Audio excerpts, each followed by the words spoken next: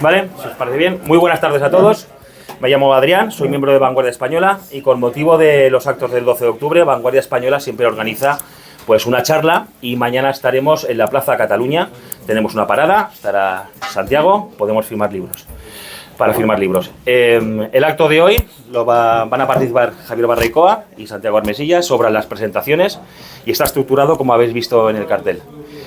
No quería empezar sin darle las gracias a Javier Barreicoa y al Club Empel por haber tenido la buena disponibilidad y generosidad de habernos cedido el local y de participar. Así que muchas gracias a todos por venir y empezamos. Muchas gracias.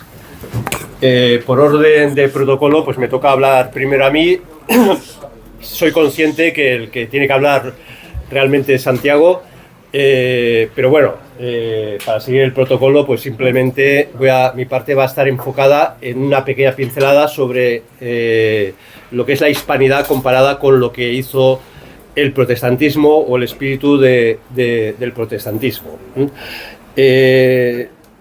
Yo creo que hay que leer, es evidente, Defensa de la Hispanidad, de Ramiro de Maeztu, donde, aparte de la claridad de ideas que te propone, él cita una obra que es de Solórzano Pereira, Juan Solórzano Pereira, es un autor del siglo XVII que escribe Política Indiana y es una descripción magnífica. Estamos hablando del siglo XVII, 150 años después de la llegada de Colón a América, y ya te describe toda una arquitectónica jurídica, legal.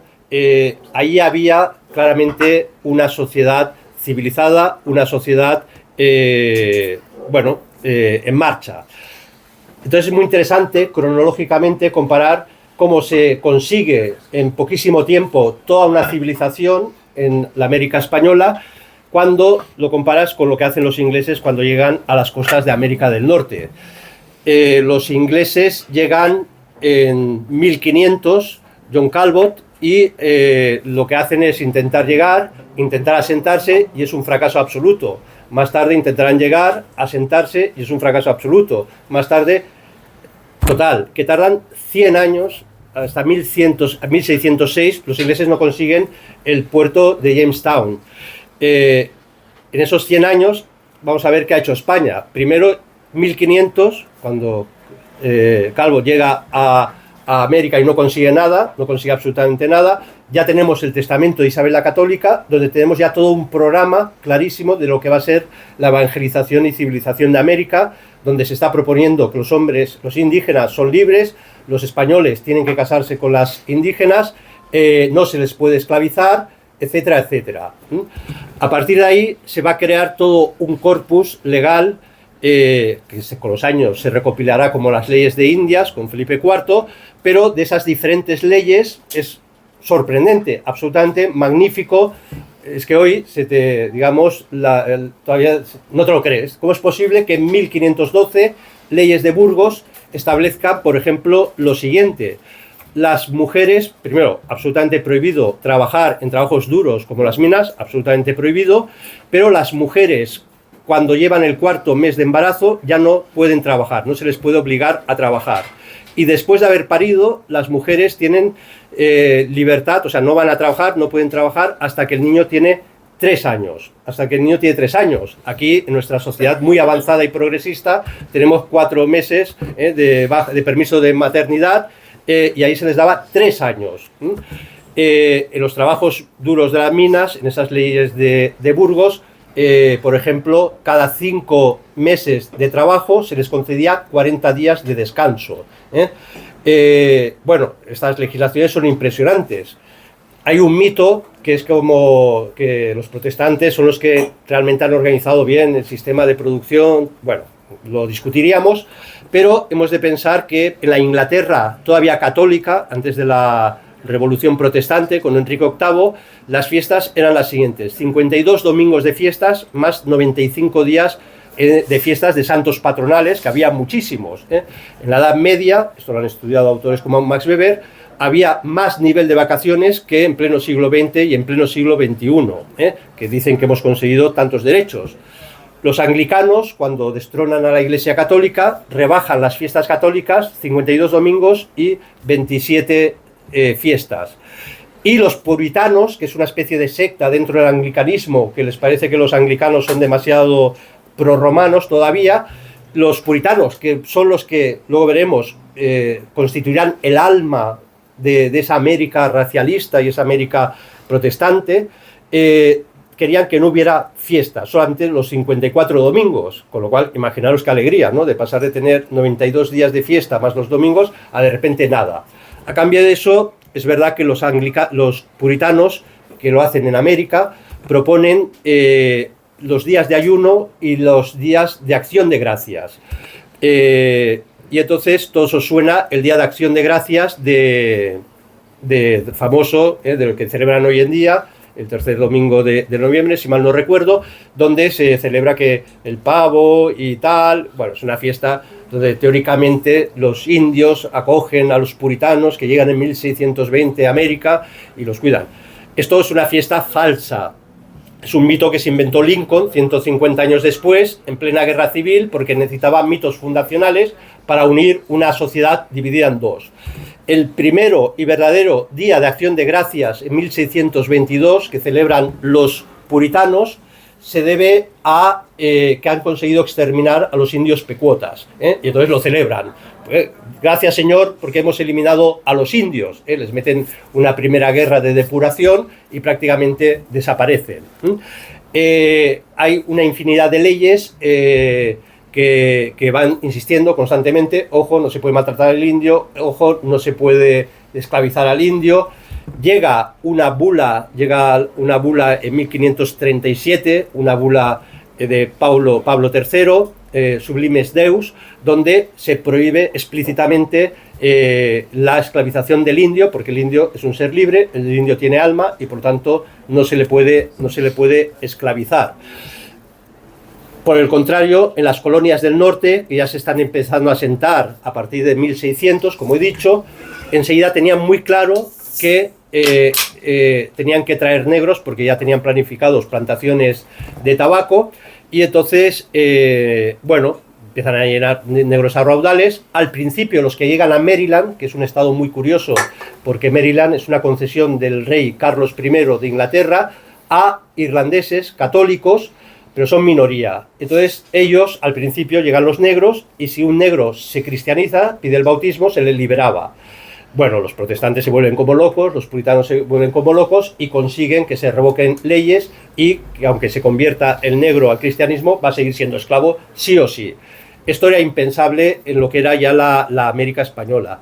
Luego, o los virreinatos o la monarquía hispánica. De estas leyes, una muy interesante es de 1612, es la ley de Alfaro, que entre otras cosas prohíbe a los españoles que trasladen a sus indios a las tierras que se les conceden, a los indios que los trasladen al equivalente de lo que serían 5 kilómetros. No podían legalmente, porque se consideraba que ese era su lugar, ese era su paisanaje, y era una violencia llevarte fuera de tu territorio. 1612. En 1830, 2 siglos después, en Estados Unidos, ya no son las colonias, son Estados Unidos. En 1830 aparece la ley del traslado indio, que obliga a todas las pocas tribus que quedaban, que habían sobrevivido desde el Atlántico al Mississippi, les obligaban a expandirse, o sea, irse a la parte más allá del Mississippi, que por cuestiones climáticas son las partes más desérticas de Estados Unidos. Hay indios como los indios Creek o los indios Cherokee que se llegaron a desplazar entre 1000 y 1500 kilómetros de sus lugares naturales. Esto es para que veamos la diferencia. España no permitía trasladar más allá de 5 kilómetros a los naturales. En ese 1837, donde llega esa bula del Papa prohibiendo la esclavización de indios, es el año donde en Salamanca Francisco de Vitoria realiza su famoso curso, 1537-1538, que después será conocido como las reelecciones de Indias, donde no solo se plantea la naturaleza real del indio, sino, sobre todo, es muy interesante, se plantea en qué momentos un país, una corona como la española, puede o no conquistar o luchar legítimamente contra otro reino, porque se considera que los naturales tienen derecho a su patria, a su lugar. Esto va acompañado de las disquisiciones sobre la guerra justa, que es interesantísimo, porque en ese momento ya el protestantismo ya está floreciendo y Lutero, el protestantismo, tendría como dos versiones. Una la luterana, otra la calvinista. La luterana obliga absolutamente a obedecer al rey o al príncipe, sea un tirano, sea el peor de los peores, sea un sanguinolento tirano, se le tiene que obedecer. El puritanismo o calvinismo, no es lo mismo, pero bueno, el calvinismo era muy revolucionario, ¿eh? Hay que ir contra el rey o cualquier autoridad que nos impida desarrollar el reino de Dios que nosotros traemos, ¿no? Y ante esto, ¿qué hace Vitoria? Pues plantea algo magnífico, que es toda la teoría de la resistencia al poder político, que va contra los puritanos, los luteranos, perdón, y contra los calvinistas, y permite, a mi entender, lo que ha sido, en el orden de la filosofía política, algo magistral, que es poder decir, nosotros podemos rebelarnos legítimamente contra un gobierno tiránico, esto sí, no cuando queramos, bajo una serie de condiciones, etcétera, etcétera.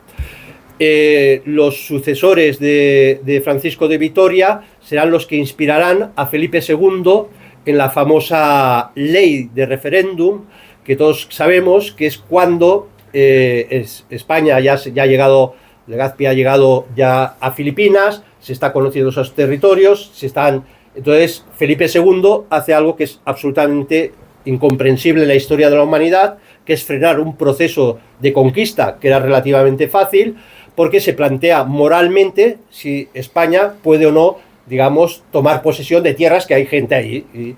Y entonces se hacen los famosos referéndums, donde los reyes locales llaman a consulta a las gentes, no a todas evidentemente, para decidir si entran o no en la monarquía hispánica. La gran sorpresa es que sí, deciden entrar en la monarquía hispánica, pero por un motivo, porque ya tienen experiencia de los misioneros franciscanos y alucinaban, decir, ¿cómo es posible que haya gente que se dedica a cuidarnos? No lo entendían, eso era un paradigma nuevo en la historia de la humanidad.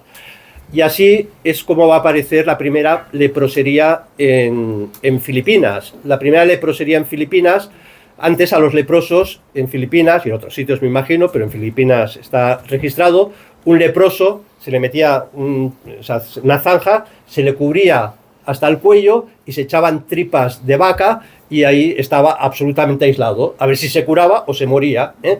Así se trataba los leprosos. En ese momento Europa, Occidente, Portugal y España están llegando a Japón y los japoneses se enteran, hombre, aquí hay unos tíos que dicen que son cristianos y que dicen que hay que amar a los demás y tal, y dice, va, los vamos a poner a prueba, ¿no? Y entonces ponen unos barcos, los cargan de leprosos, los dirigen a Filipinas, contactan con misioneros franciscanos y dicen, tenemos aquí un montón de leprosos, una de dos, o los acogéis o hundimos los barcos y los leprosos morirán. Claro, ellos esperaban que dijeran, oh, pues que se mueran los leprosos. Y en ese momento los franciscanos dicen, nos los quedamos, ¿eh? Y así es como se funda la primera leprosería, que no será la última, en Filipinas.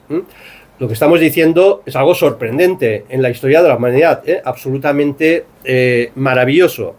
¿Qué más? Bueno, se han hecho comparativas, no quiero alargarme, pero en ese afán, cuando se estudia el mestizaje, al final está unido a la evangelización. El famoso Juan de Zumárraga, vasco, primer obispo de México, al cual, según la tradición, y algunos creemos, el indio Juan de Diego, pues le lleva esas rosas que luego ese manto es el manto donde aparece la Virgen de Guadalupe.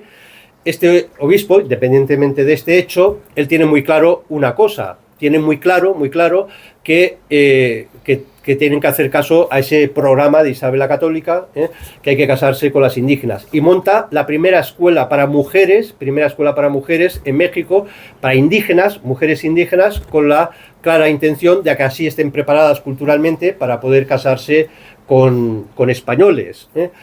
Como todos sabemos, ya se ha dicho y se ha divulgado, pero es interesante comparar cómo a mediados del siglo XVII, un tal John Harvard, que era un pastor protestante, puritano en Massachusetts. Bueno, cuando muere deja una biblioteca de 400 ejemplares, que era muchísimo para la época, y con eso construye o crea un centro de pastores protestantes, ¿vale?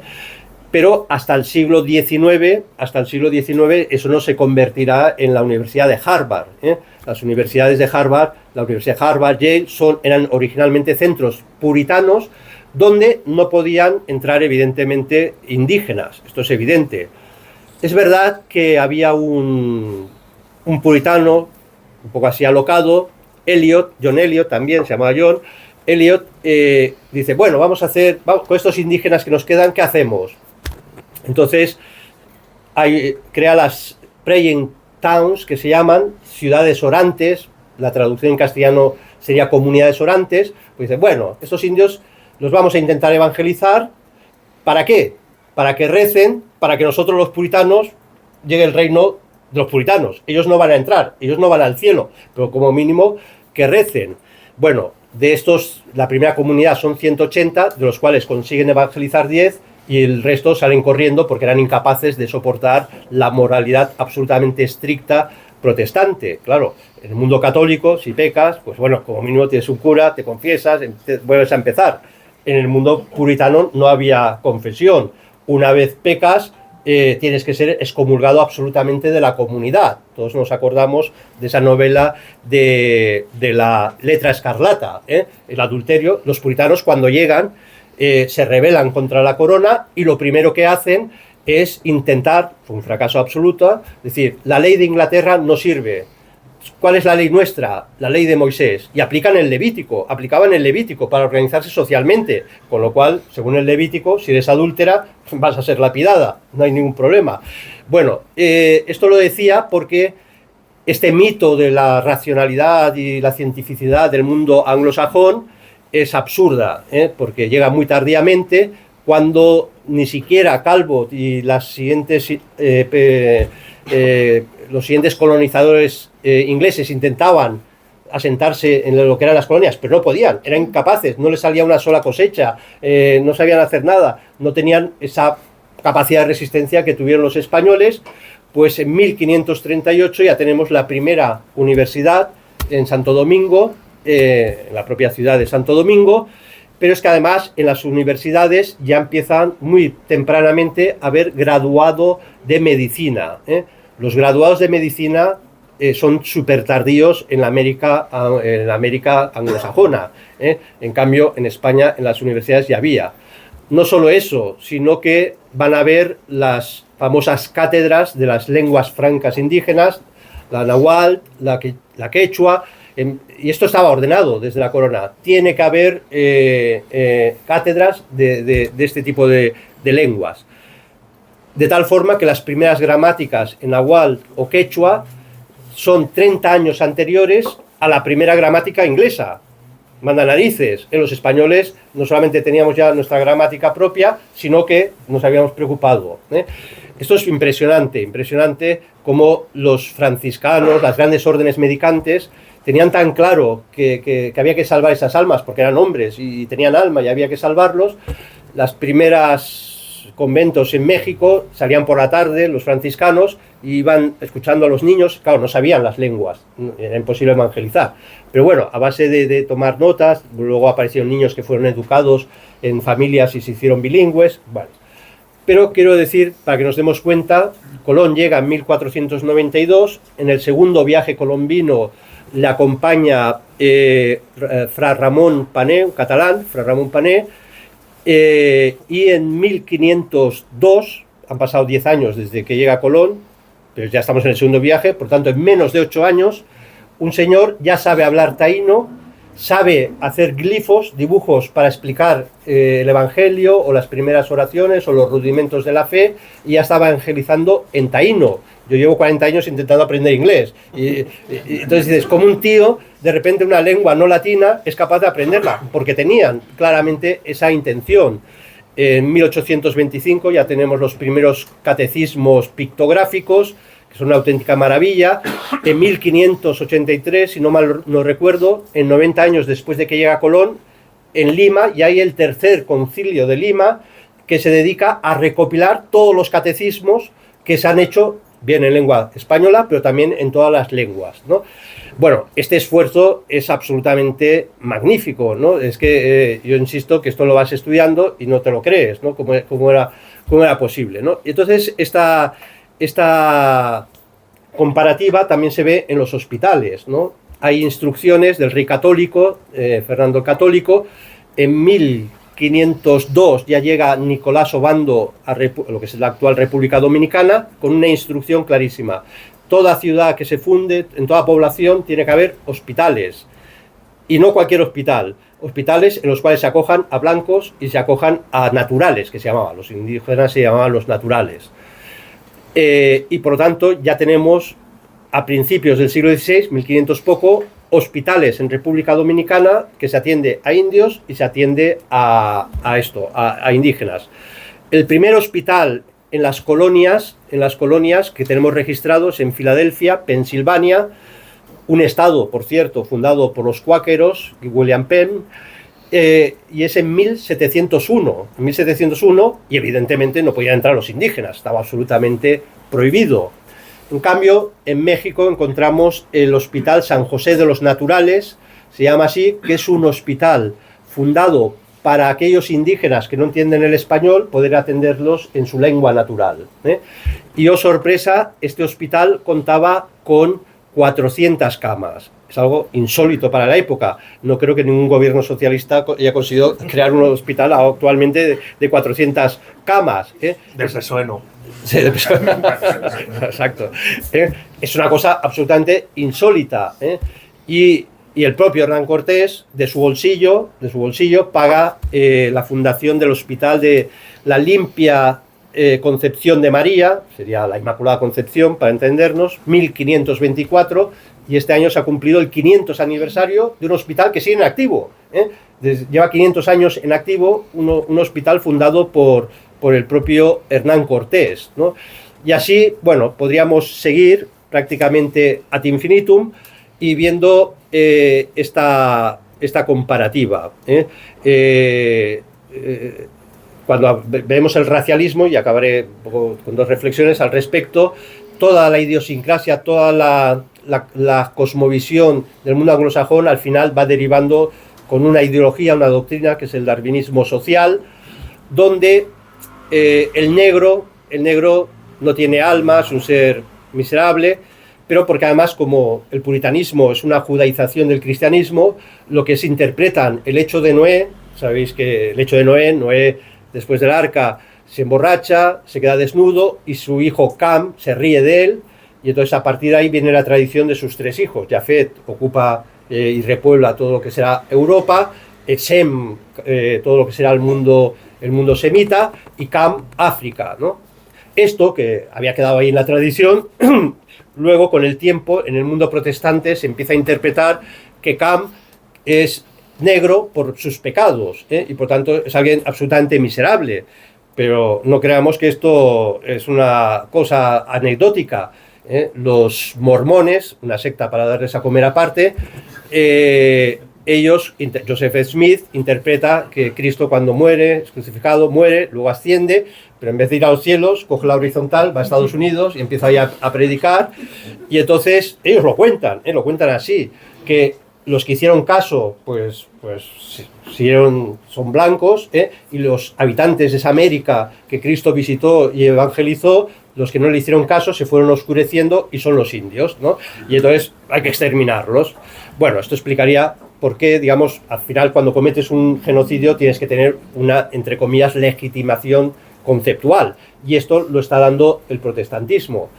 A cambio tenemos magníficos santos, no solo San Martín de Porres, que todos sabemos que era mulato, un personaje que me cae muy mal, César Vidal, que es antihispánico y anticatólico profundamente, se ríe mucho en sus conferencias.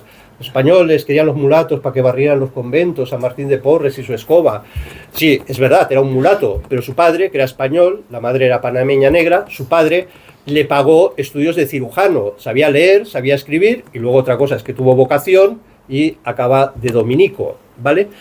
Y tenemos, y para acabar, para que nos demos cuenta la grandeza, es verdad, yo no voy a hacer leyenda tampoco rosa, evidentemente no hay que ir contra la leyenda negra, evitar la leyenda rosa, pero tenemos otro catalán, San Pedro Claver, santo del siglo XVII, que de Verdú, de Lérida, acaba en Cartagena de Indias y él se entrega a los negros. Se le considera el evangelizador de los negros, se le llamó el esclavo de los esclavos, y era un hombre que evangelizaba, cuidaba, se hizo esclavo de los negros, ¿no?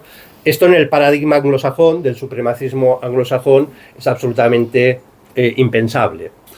Para acabar, hay un personaje que os sonará, porque últimamente se cita mucho en los vídeos, en YouTube, es Charles Loomis, que es un americano, precisamente del siglo XIX, precisamente de esas zonas de Massachusetts, donde los puritanos eran muy duros y muy fuertes, pero es un autor que tiene mucho valor, tiene un librito muy pequeño, pero muy interesante, sobre los evangelizadores del conquistadores del siglo XVI, y entonces, ahora lo tenía ahí, lo tengo en la mochila, pero bueno, lo puedo citar más o menos de memoria.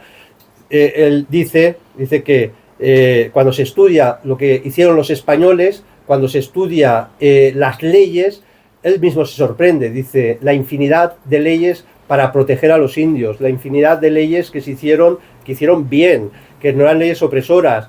En el fondo, uno lee eso y da gracias que un anglosajón de ambiente puritano fue capaz de ver que lo que buscaba España, y es el sentido de la política real, era el bien común, con sus realidades, con sus jerarquías, con sus complejidades, pero lo que hace España en 300 años, en la historia de la humanidad, yo creo que sorprendentemente nadie lo ha conseguido. Muchas gracias y paso la palabra a Sasha.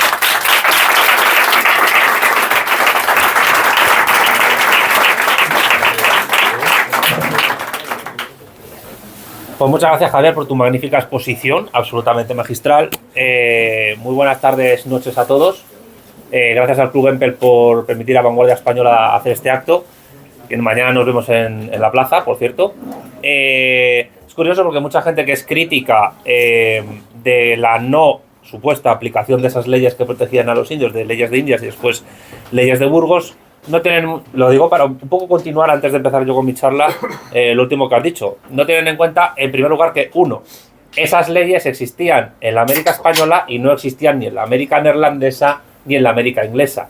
Dos, la vastedad del territorio que se conquistaba, más el nivel técnico-tecnológico de las comunicaciones que existían entre los siglos XVI y XVIII, no es igual al actual existente con la tecnociencia que tenemos. Y en tercer lugar, creo que también hay que comentar que hay muchas leyes de protección de derechos laborales en países democráticos que apenas se cumplen, o se cumplen retardariamente, y no digo nada, los juicios, cuando viene un despido improcedente, pues lo que ocurre. A lo mejor alguno lo ha sufrido aquí. Doy la bienvenida a todos los que estáis aquí, también un poco los que estáis un poco alejados en la puerta. Intentaré elevar el nivel de voz para que me escuchéis. Mi charla se llama Geopolítica de la leyenda negra. Y alguno podrá decir, bueno, pero ¿cómo puede haber una geopolítica de la leyenda negra si la leyenda negra es una ideología, vamos a llamarlo así? Luego explicaré qué entiendo yo por ideología. La perspectiva que yo voy a utilizar en mi exposición es la del materialismo político, que, como sabéis, es el marco teórico que sigo, el marco teórico que sigue en mi canal de YouTube, que siguen las vanguardias socialistas iberófonas y que sigue el Instituto Beatriz Galindo La Latina. Por ideología entendemos una cosmovisión del mundo. Una cosmovisión del mundo que tiene un grupo social, una clase social, un partido político, un lobby, un grupo de presión, enfrentada a otras cosmovisiones del mundo. La cuestión es cómo una ideología puede desarrollar una geopolítica. Evidentemente, una ideología por sí sola, si no parte de una plataforma física, institucional, incluso territorial, estatal, no puede desarrollar planes y programas políticos, y menos aún geopolíticos. Para ello, una geopolítica determinada, que sigue una ideología determinada, tiene que contar precisamente con esa presencia física, institucional e histórica para poder desarrollarse. ¿Y qué es la geopolítica? La geopolítica, tal y como a mí por lo menos me la enseñaron en la carrera de Ciencias Políticas y de Administración, no sería otra cosa que una subrama muy particular de la geografía política. La geografía política al mismo tiempo es una rama de la politología dedicada a estudiar la conexión que hay entre las sociedades políticas, las comunidades políticas e incluso las comunidades humanas antropológicas y el territorio, los recursos, la población, etcétera. Y al mismo tiempo la conexión entre esto y las tradiciones y costumbres de los pueblos. Entendiendo por pueblos agentes en el sentido hispánico tradicional. Ahora bien, ¿por qué la geopolítica es una subrama muy particular de la geografía política? Y surge de ella. Porque en la geopolítica se rebasa el límite del mero estudio geográfico, sociológico, antropológico e histórico y se estudian las relaciones de poder. En la geoeconomía ocurre lo mismo, a un nivel, digamos, empresarial, financiero, bancario, pero siempre conectado con la política, con la geopolítica. La geopolítica no es más que la aplicación de la geografía política a las luchas de poder entre estados y entre imperios. Y a través de la dialéctica de estados y de imperios es como lo que Marx llamó la lucha de clases o la dialéctica de clases se hace universal. Porque si no, la dialéctica de clases es un mero epifenómeno regional o nacional de un país, pero es a través de la dialéctica de estados y de imperios como esa dialéctica de clases se vuelve universal. Esto en Marx está en ejercicio, en Gustavo Bueno está en representación. Y desde esta premisa es como se puede entender cómo funciona la geopolítica. La geopolítica como disciplina empieza a surgir en el siglo XIX. En el siglo XX se empieza, entre comillas, a cerrar, porque no es una ciencia, sino que es un arte prudencial. Se empieza a cerrar a nivel de entendimiento y de aplicación práctica, pero se podría decir de alguna manera que la geopolítica ha existido siempre, implícitamente, en los planes y programas de estados y de imperios que han existido en la historia. Dicho lo cual, que es la introducción a todo lo que quiero decir, ¿por qué se puede hablar de una geopolítica de la leyenda negra? Pues porque, como han demostrado autores que entiendo que aquí muchos o casi todos conocerán, como María Elvira Rocabarea o Marcelo Gullo, pero también otros, la leyenda negra antiespañola, que no es la única existente, también hay una leyenda negra antirrusa, de la cual la leyenda negra anticomunista es una continuación, hay una leyenda negra antichina, hubo en su tiempo una cierta leyenda negra antirromana, implantada y desarrollada por las élites políticas griegas conquistadas por los romanos, y yo me he enterado hace poco por un canal que recomiendo mucho, que se llama Historia Ibérica, que existe, no tan desarrollada como la nuestra, una leyenda negra antiportuguesa. Que yo creo que en España deberíamos aprender un poquito de Portugal. O sea, apenas se conoce nada de un paisito de 10 millones de habitantes, que es más pequeño que Castilla y León, y que, cuidado, la que dio entre el siglo XV y el siglo XX. Que la última colonia que perdió Portugal fue Macao, cuando fue recuperada por la República Popular China. Y es importante estudiar a Portugal para entender lo que es la iberofonía. Pero bueno, no vamos a hablar solo de iberofonía hoy. La cuestión es que la leyenda negra antiespañola, no llamada así todavía, porque este es un nombre que empiezan a desarrollar Emilia Pardo Bazán y Julián Juderías a finales del siglo XIX, es política de Estado de estados e imperios y clases dominantes en esos estados e imperios, rivales, si no enemigos, de España y de su labor civilizatoria imperial. En el sentido que dice Gustavo Bueno, de imperio generador. Esto el propio Gustavo Bueno se dio cuenta de ello en su obra de España frente a Europa, cuando ve que la leyenda negra antiespañola es política de Estado en los neerlandeses y posteriormente en los franceses y sobre todo impulsada mucho más por los anglosajones, por el Imperio Británico e incluso todavía hoy por Estados Unidos. Pero sigue siendo de alguna manera larvada, aunque haya algunos que siguen todavía con el trauma de la hispanidad cartagena, pensando que no, algunos seguramente recuerden de quién me hablo, que piensan que esa política de Estado no existe. Evidentemente, pues a lo mejor el inglés de a pie que va a tomarse una pinta, un puff, mientras escucha a Oasis y está emocionado porque los Gallagher han enterrado el hacha de guerra, pues no piensa en eso, pero le han educado en eso. ¿Por qué? Porque conviene. Y de ahí que, por ejemplo, pues Francis Drake tenga monumentos, Trafalgar Square pues sea un sitio importante de Londres como ciudad, y que hayan pasado cosas en la historia que a veces pasan desapercibidas, desgraciadamente, por nosotros los españoles e incluso por los argentinos. ¿Y por qué digo los argentinos? Cuando la guerra de las Malvinas, y luego volverá a las de las Malvinas, se desarrolló, que perdió Argentina, aparte de que muchos de los barcos y submarinos que partieron hacia Malvinas salieron de la colonia barra base militar de Gibraltar, ¿sabéis en qué fecha se celebró la victoria de la guerra en Inglaterra? El 12 de octubre. ¿Qué significa eso? Que ellos saben muy bien lo que quieren, de dónde vienen y a dónde van, y nosotros estamos a por uvas.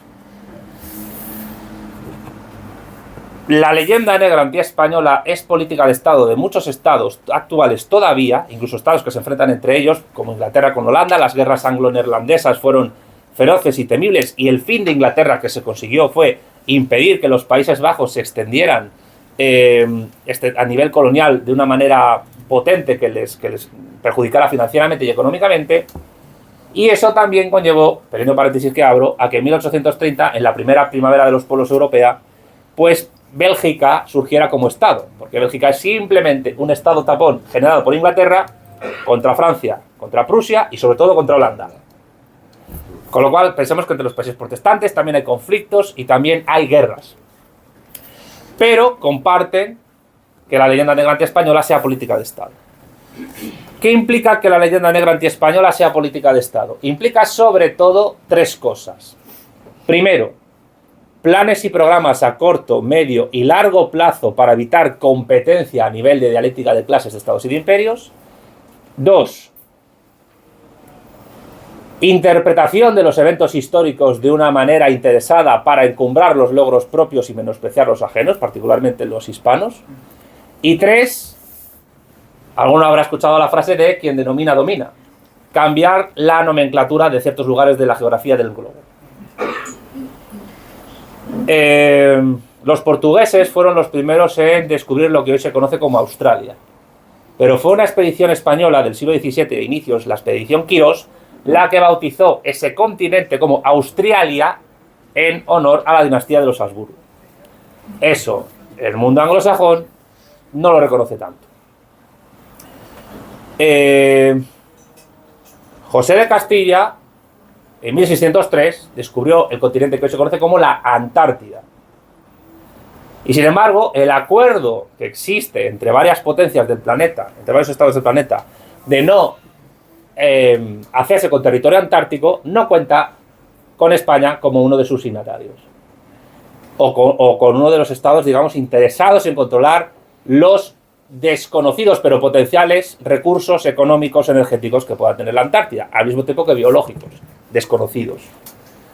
Sin embargo, sí hay dos países hispanos, iberófonos, que tienen intereses en la Antártida, como son Argentina y Chile, pero oh, qué casualidad, que la zona que reclaman ambos es la misma, están en competencia entre ellos, pero esa zona también está reclamada ¿por quién?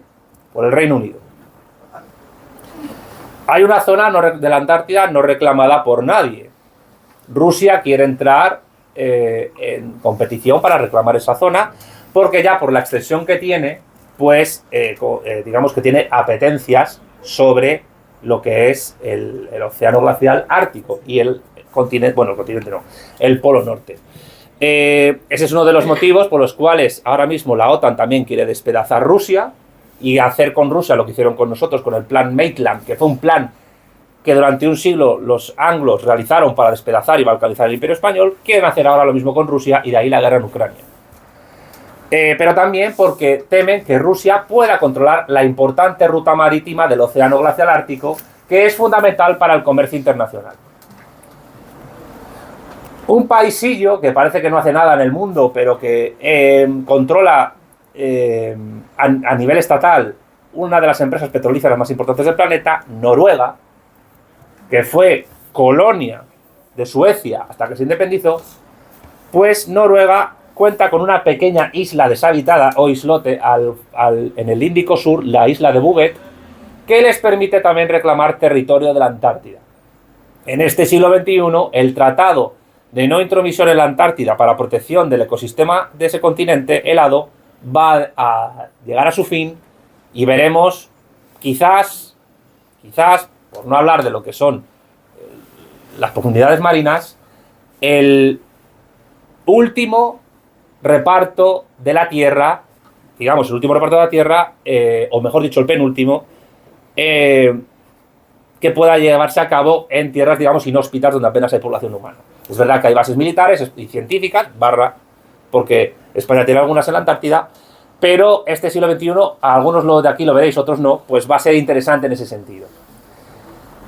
¿Por qué estoy contando todo esto de la Antártida? El pasaje de Drake, ¿sabéis dónde está? El pasaje de Drake es uno de los lugares del océano Atlántico más inhóspitos a nivel de navegación.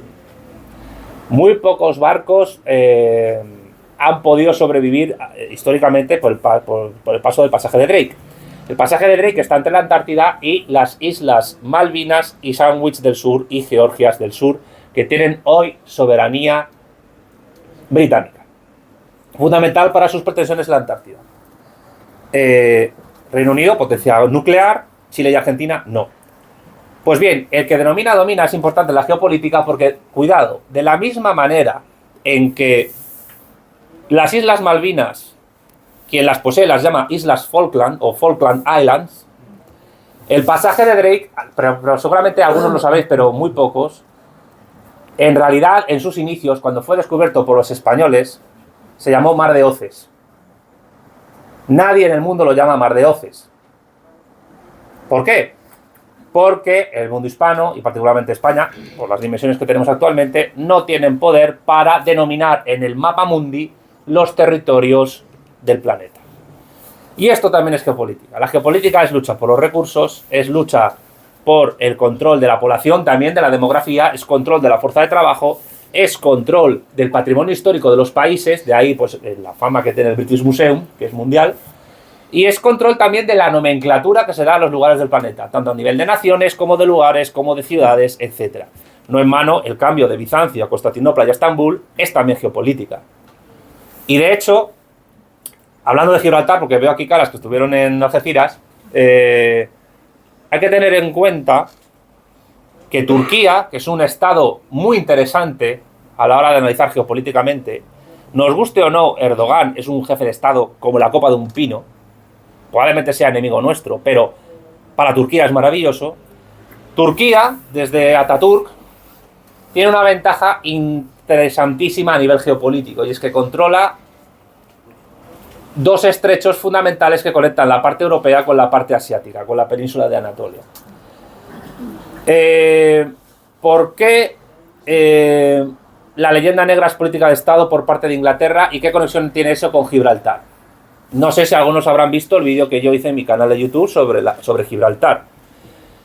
Uno de los problemas que España tiene para poder recuperar Gibraltar, que es una colonia barra base militar, es que no tenemos capacidad para presionar a Inglaterra, a Marruecos y a otros estados para poder recuperar Gibraltar sin ceder Ceuta y Melilla a Marruecos, que no son colonias de España, entre otras cosas porque los gibraltareños no pueden votar en elecciones en el Reino Unido, no son ciudadanos de pleno derecho del Reino Unido y no pueden opositar para funcionarios del Reino Unido, mientras que los cetíes y melillenses, incluidos los españoles musulmanes de allí, sí pueden votar en las elecciones al presidente del gobierno y sí pueden opositar en el resto de España. Pero ¿por qué entonces, quizás, incluso con el apoyo de Estados Unidos, España no podría recuperar Gibraltar si no cede Ceuta y Melilla a Marruecos? Porque una de las premisas fundamentales del poder anglocapitalista protestante actual es evitar que un estrecho, y los estrechos son lugares de paso fundamentales para el comercio internacional marítimo y para la geopolítica, sea controlado por un único Estado.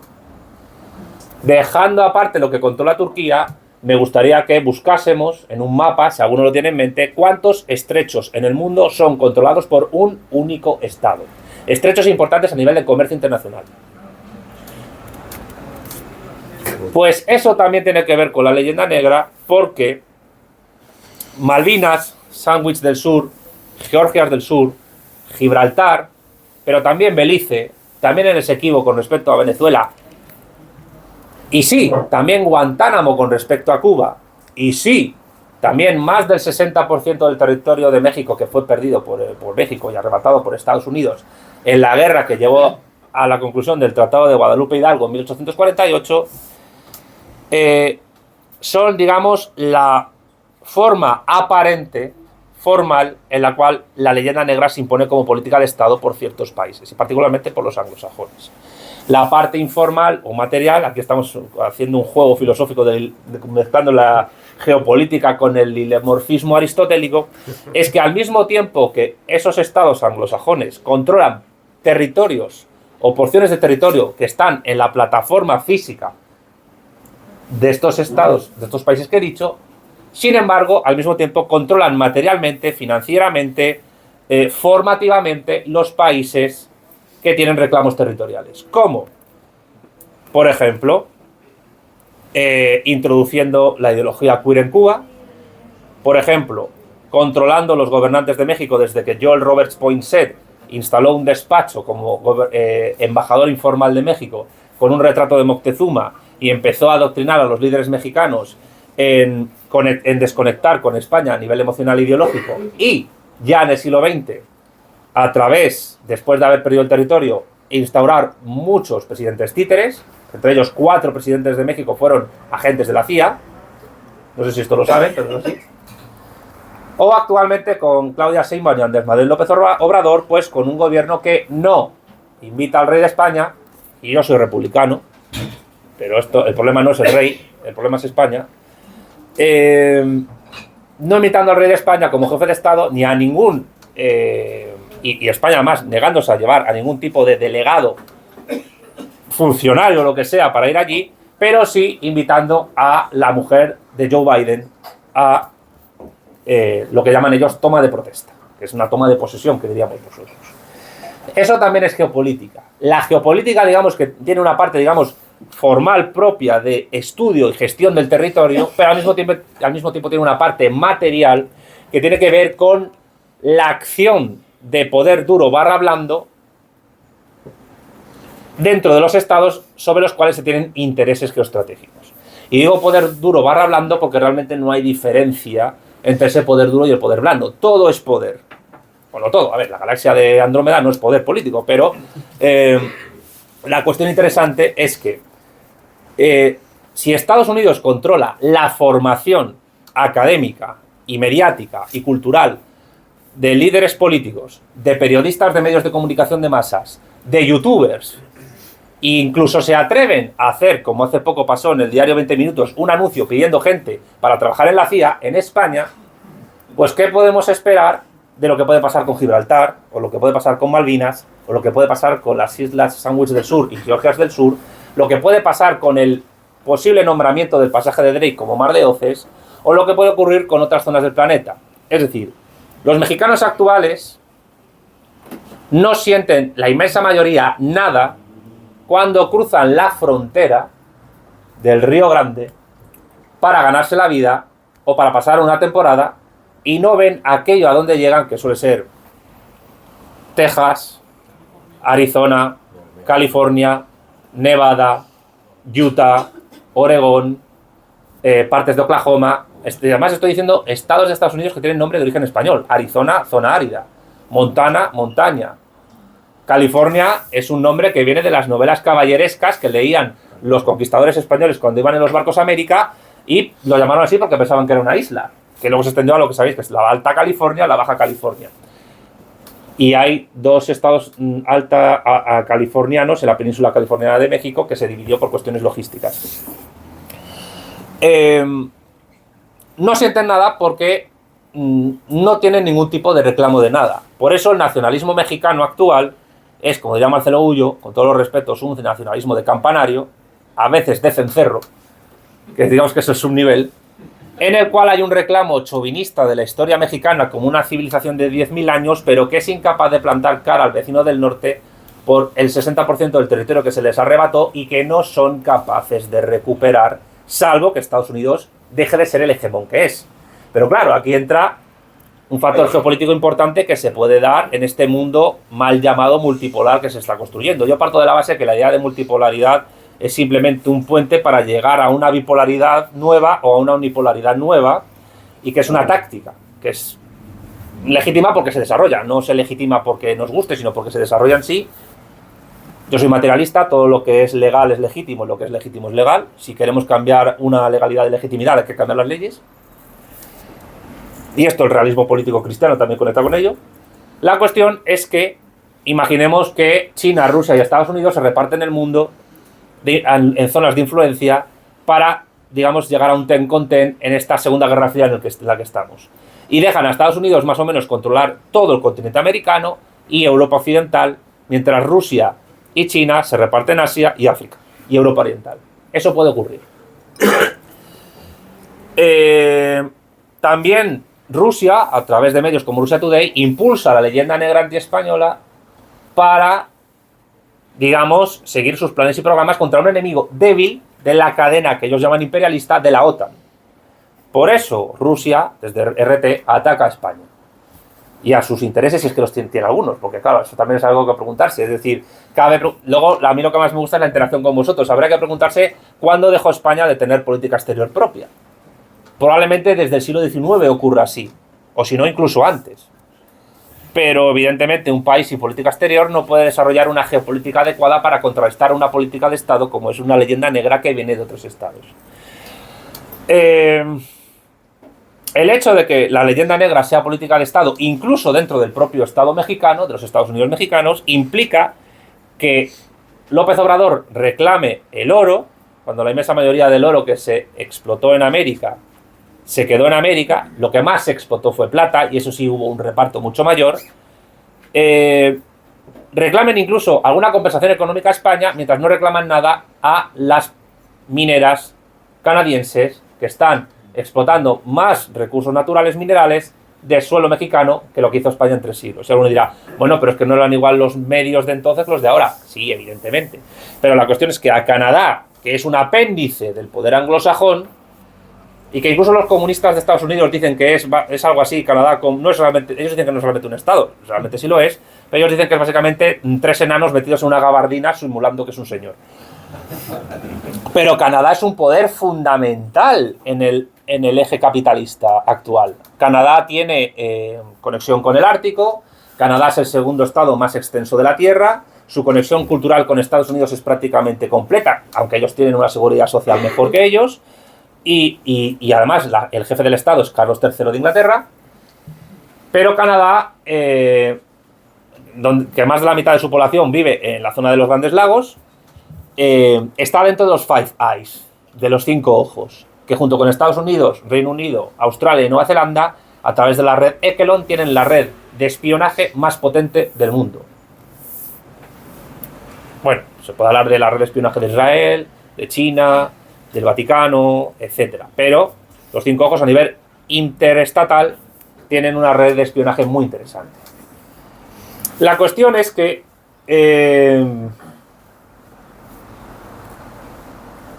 la leyenda negra antiespañola, como justificación doctrinal del mayor genocidio de la historia, se habla de entre 50 y 100 millones de muertos que causó España en el continente americano en 3 siglos, que también esto hay que ponerlo con pinzas por 2 motivos.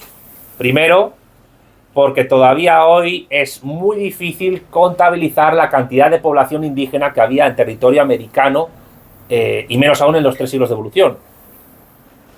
De hecho, ya sabéis que hay mediciones que afirman que había alrededor de 13 o 14 millones de indígenas en el continente americano cuando los españoles llegaron.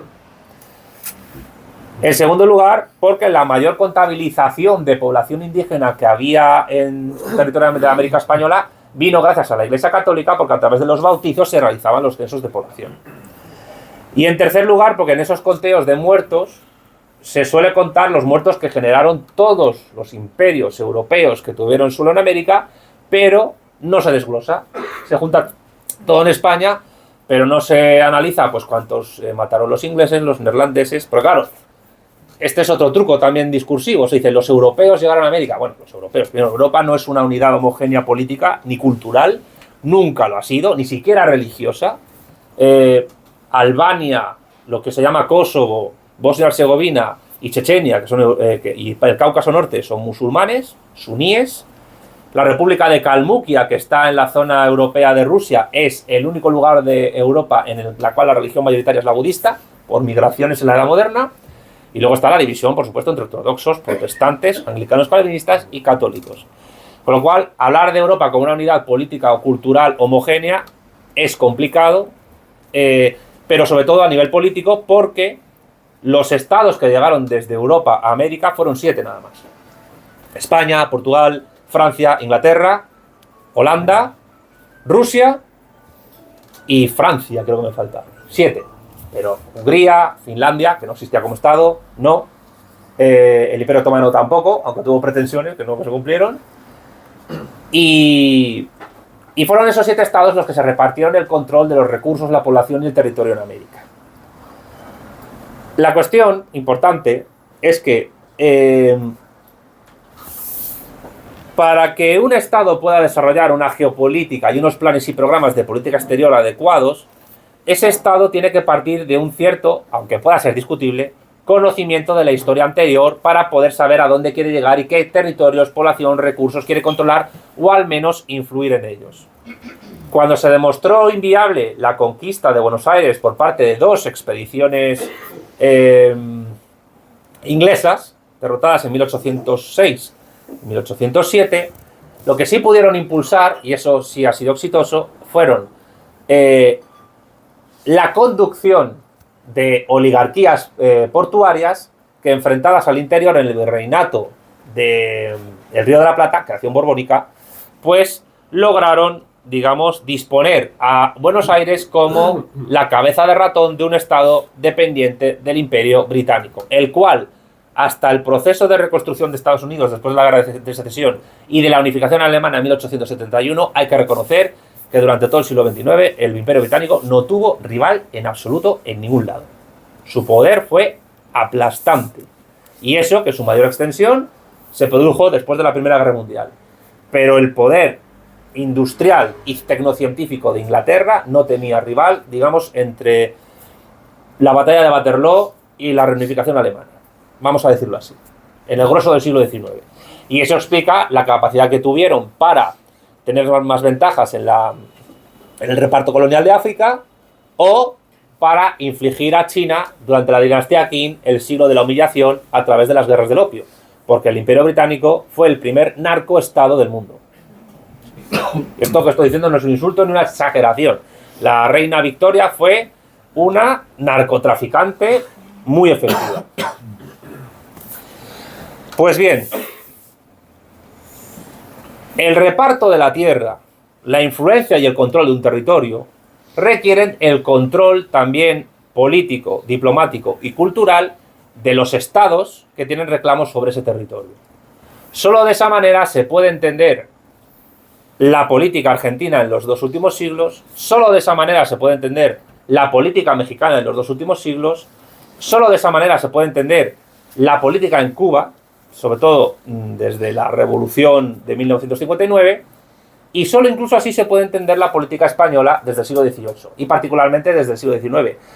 Creo que algunos sabrán que desde hace unos pocos años hay nuevas investigaciones sobre el magnicidio, el asesinato de Prim, del general Prim, donde quizás esté implicado el espionaje británico en el mismo. Esto es interesante tenerlo en cuenta porque la gran burguesía británica y la nobleza burguesada británica, que se fusionaron a partir de la Revolución Gloriosa de 1688, tienen intereses comunes y entienden que cuando no se puede controlar un territorio determinado, lo que hay que controlar es a los productores de las ideologías y del poder y de la diplomacia y del periodismo de los estados a los que quieren subordinar. Por eso la geopolítica no es simplemente jugar al Risk, es una subrama de la geografía política que se tiene que conectar necesariamente con las relaciones internacionales, con la historiografía, con la diplomacia e incluso también con la antropología y con la sociología. ¿Y por qué con la antropología? E incluso con la economía política. Que muchos liberales dicen, es que si no eres liberal no sabes de economía. No, es que la economía política como disciplina del conocimiento y como ideología es una creación del liberalismo, para justificar precisamente este orden de cosas actual. Por eso Marx no hace economía marxista, hace una crítica de la economía política, que es el subtítulo del Capital. Pero ¿qué ocurre, por ejemplo, a nivel de antropología? Bueno, Javier Barrecoa, que es un sabio, lo sabe. Pero la antropología como disciplina, en el siglo XIX, surgió para justificar el colonialismo y para conocer a ciertos pueblos, sociedades humanas primitivas, que en ese momento se encontraban en Asia, en Oceanía, en África, para saber cómo actuar con ellos a la hora de hacerse con sus recursos. Y la antropología, por eso, es tan fanática, incluso desde el relativismo cultural, que es una especie de proto-wokismo, ha sido fundamental para defender ese pluralismo cultural en nombre, precisamente, ¿de qué? De dejar a esa gente como está y arrebatarles cosas que ni saben que tienen. Y esa es la norma fundamental del imperialismo, que diría Marcelo Gullo, o del imperialismo depredador, que diría Gustavo Bueno. España podría haber controlado esos recursos, pero necesariamente tenía que poner al mismo nivel a los conquistados y sacarles de la edad de piedra o del neolítico para elevarles al renacimiento o al barroco, para que al mismo tiempo ellos sean conocedores de aquello. Por eso ellos pueden decir, entre comillas, aunque sea falso, devuelvan el oro. ¿Por qué? Porque les enseñamos que había oro allí. Una población de África subsahariana conquistada por los ingleses, pues el devuelvan el oro a lo mejor lo podían decir más tardíamente, porque seguramente muchos africanos no saben, o no han sabido hasta hace poco, los recursos naturales que había en su territorio. En Costa de Marfil, por ejemplo, sí lo saben con los diamantes, pero claro, Costa de Marfil, que fue colonia francesa, el tipo de empresas transnacionales que se hace con el control de los diamantes de Costa de Marfil, hay francesas, pero también hay neerlandesas, muchas, y belgas. La cuestión es que si queremos dejar de caricaturizar la geopolítica simplemente como un juego sobre un mapita en el cual pintamos con el MS Paint los países de distintos colores, o de videojuegos de estos que están tan de moda, de batallas militares, hay que entenderla como una rama muy rica que hay que conectar necesariamente con otras de las ciencias sociales y también de las humanidades, incluida la filosofía. ¿Por qué? Porque la filosofía de la historia, que es una rama de la filosofía, que nace, por ejemplo, en las universidades de Prusia a inicios de 1800, requeriría, a nuestro juicio, desde el materialismo político, una ampliación para estudiar lo que podría llamarse filosofía de la geopolítica, en la cual entra la historia, la política exterior y también la cuestión de nominalmente, aquí el nominalismo es importante, pero en un sentido pragmático, nombrar ciertos lugares del planeta con ciertos nombres para borrar o el origen o al mismo tiempo la construcción histórica de ese lugar en un sentido pragmático determinado. Y esto implica también, esto también lo hacen incluso ideologías académicamente asentadas cada vez más, como el indigenismo, el indianismo o el pensamiento decolonial, que es una ideología que viene de las otras dos, que no son lo mismo. El indigenismo es una suerte de reclamo de los derechos de los llamados, mal llamados pueblos originarios. Digo mal llamados porque todos somos originarios de un lugar. Yo nací en el Hospital de la Paz, con lo cual soy originario de ese hospital, en Madrid. Pero el indigenismo todavía intenta insertar a esos pueblos defenestrados de la modernidad en la modernidad. El indianismo no, el indianismo es un separatismo radical de los pueblos originarios de esa modernidad para vivir autosuficientemente. Y el pensamiento decolonial es básicamente wokismo indigenista, que busca precisamente repensar, renombrar los lugares desde nombres originarios. De ahí términos como Abayala o el Tahuantinsuyo, que son derivaciones de nombres parciales para nombrar un territorio entero. No se llamaba Abayala todo el continente americano, eso es una cosa que viene después, es una invención muy contemporánea. Y lo mismo pasa con el Tahuantinsuyo. No todos los pueblos que conectaron con el Imperio Inca, que hay que admitir que fue el protoestado o estado más civilizado y avanzado de la América precolombina, muchísimo más que el Mexica, y muchísimo más que los tarascos, que por cierto fue el protoestado más grande, extenso y más poderoso de Mesoamérica, comparado incluso con los aztecas barra mexicas.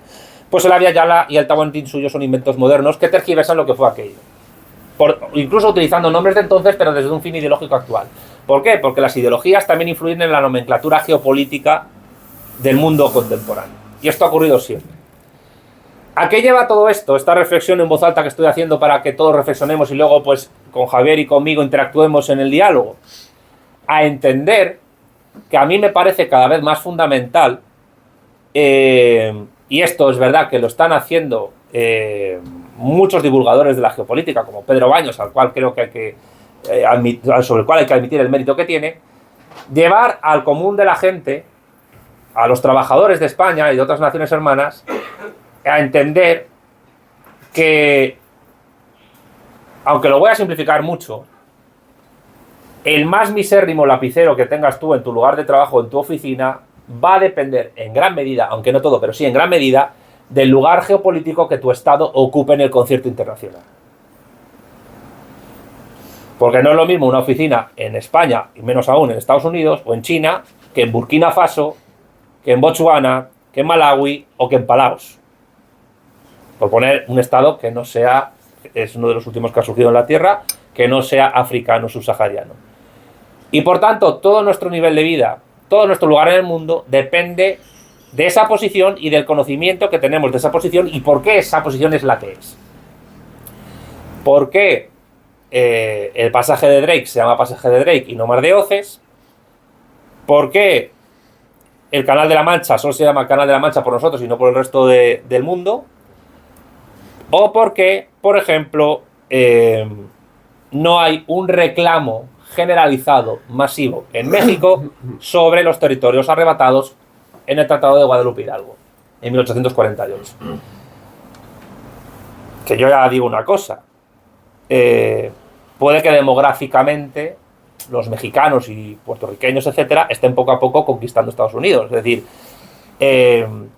la cultura anglosajona contra el avance, independientemente de que os guste el género musical o no, el avance del reggaetón es aplastante en Estados Unidos. Y a las anglos les encanta perrear. Pero ellos trataron de fomentar el trap y les está saliendo regular. Porque al final el trap y el reggaetón se están mezclando. Entonces, por mucho que demográficamente estén recuperando eso, de momento México no tiene ni capacidad, ni poder, ni una ideología adecuada, una cosmovisión adecuada para que geopolíticamente hablando puedan reclamar aquello. Y por eso se contentan con reclamar un perdón a un rey que realmente no tiene poder real, más allá de lo que le da el título 2 de la Constitución Española, pero no tiene poder internacional real. Aparte que deberíamos estar un poco indignados en España porque un rey español haya formado a sus hijas en una escuela en Gales. ¿Qué pasa? ¿Que no hay escuelas públicas o concertadas en España buenas donde se hayan podido formar? Incluso aprender inglés, que está muy bien aprender inglés. Pues no, tienen que mandarlas allí para que las eduquen en la nematología, que diría Gustavo Bueno, en el ortograma, ideología dominante del mundo que hasta ahora está dominando este hemisferio del planeta en el que estamos. Me parece fundamental que los españoles de a pie, los que estamos en esta sala, los que vayan a ver este vídeo en el futuro, entiendan que nuestro lugar en el mundo, incluso como sujetos, como personas, como clase social, como sociedad política, como comunidad política que se quiere organizar, entiendan que la geopolítica juega un papel fundamental en ese lugar que ocupamos, o que ocuparemos y que hemos ocupado. Porque claro, que hay un continuum histórico. El pretérito, el aquí y ahora y el porvenir tienen una conexión con esa dialéctica triple, una y trina, católica, de clases, de estados y de imperios, que determinan causalmente el lugar que ocupan las clases, los estados y los imperios en la historia y en el mundo contemporáneo. Y para finalizar, y ya abrir el turno de preguntas, que es lo interesante, me parece que esa reflexión también es fundamental a la hora de poder organizar movimientos políticos.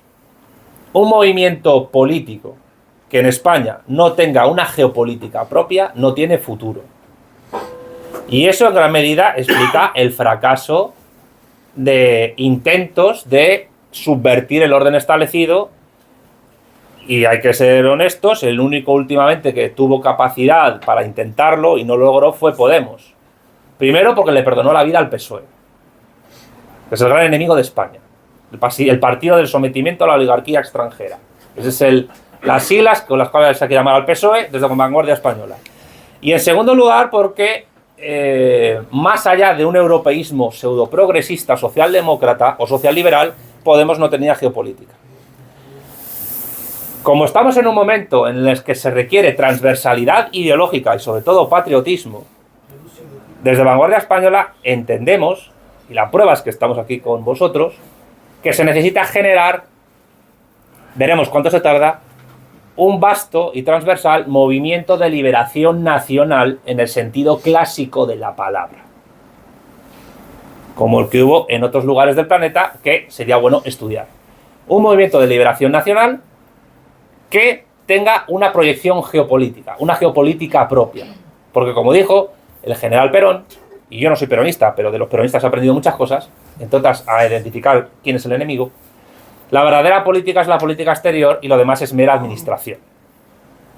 No estoy diciendo que sea mera administración luchar por un salario adecuado para los trabajadores españoles, no estoy diciendo que defender una sanidad pública para que no nos convirtamos en un Estados Unidos nuevo. Hablábamos en la puerta antes que ¿sabéis que España es el tercer estado del planeta que más fentanilo consume ya?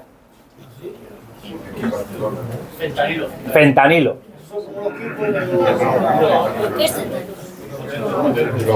Es una cosa muy mala. No la pruebes. No la pruebes nunca. Bien, es un chico listo. Pues ya somos el tercero. Evidentemente, la droga también tiene su geopolítica. El terrorismo, la droga, el narcotráfico, el crimen organizado, lo que se llama el mercado negro, el mercado rosa, el mercado gris, etcétera, los paraísos fiscales que los liberales nos llaman a nosotros infierno fiscal. Y yo, pero vamos a ver, a mí no me gusta que se den impuestos a chiringuitos ideológicos woke progresistas dominados por el Partido Demócrata. De la misma manera que sí considero que a lo mejor cuando un funcionario incumple repetidas veces con su labor, se le puede expulsar del trabajo, igual que ocurre con un trabajador por cuenta ajena de empresa privada. Yo eso lo defiendo. Pero, si no se tienen unas condiciones óptimas, vitales, laborales y sociales en un Estado, es imposible que ese Estado pueda desarrollar también una política exterior adecuada. Por eso consideramos en Vanguardia Española, que ese movimiento de liberación nacional tiene que defender unos planes y programas a nivel de política interna adecuados para que se conecte con una política exterior adecuada, para que pongan a España en el lugar en el mundo que, a nuestro juicio, nos debe de corresponder. Y siendo materialista dirá, pues estás mezclando el ser con el deber ser, con lo realpolitik eres tú. Sí, claro, pero en la realpolitik también es importante saber a dónde se quiere llegar, a qué lugar, qué lugar a nivel internacional quieres ocupar.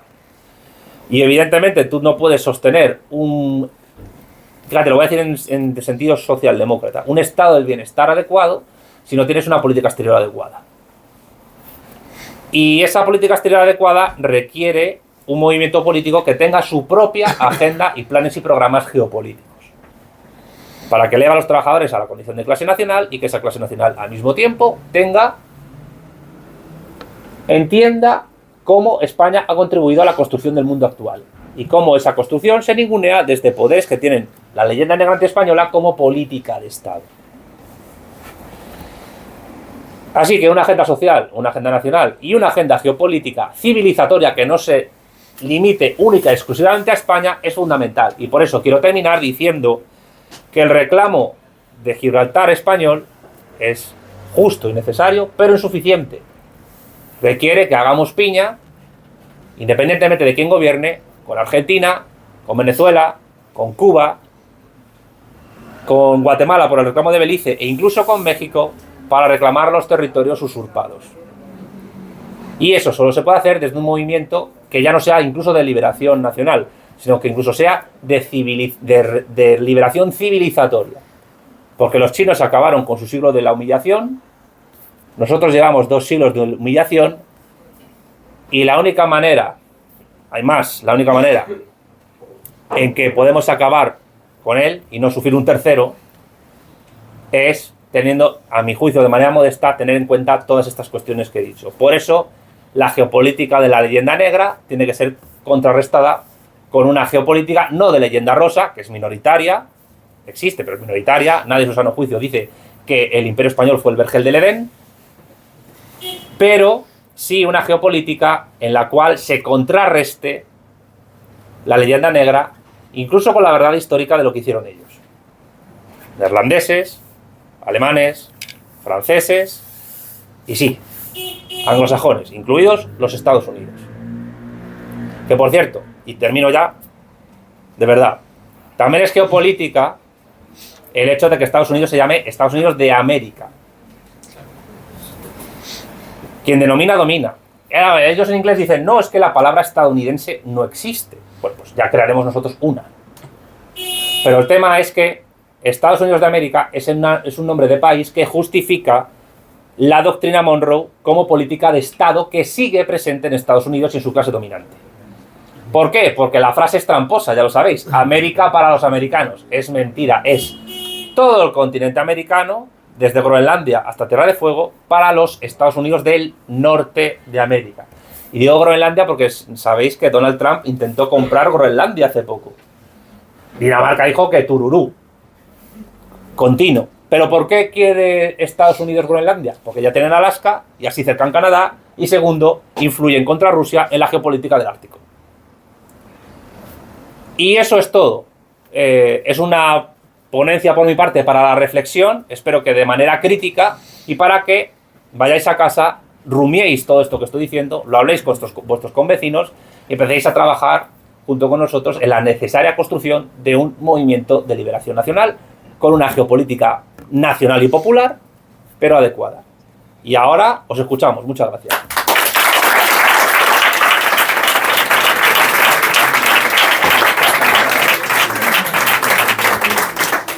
Bueno, pues ahora el turno de preguntas. ¿Quién quiere empezar?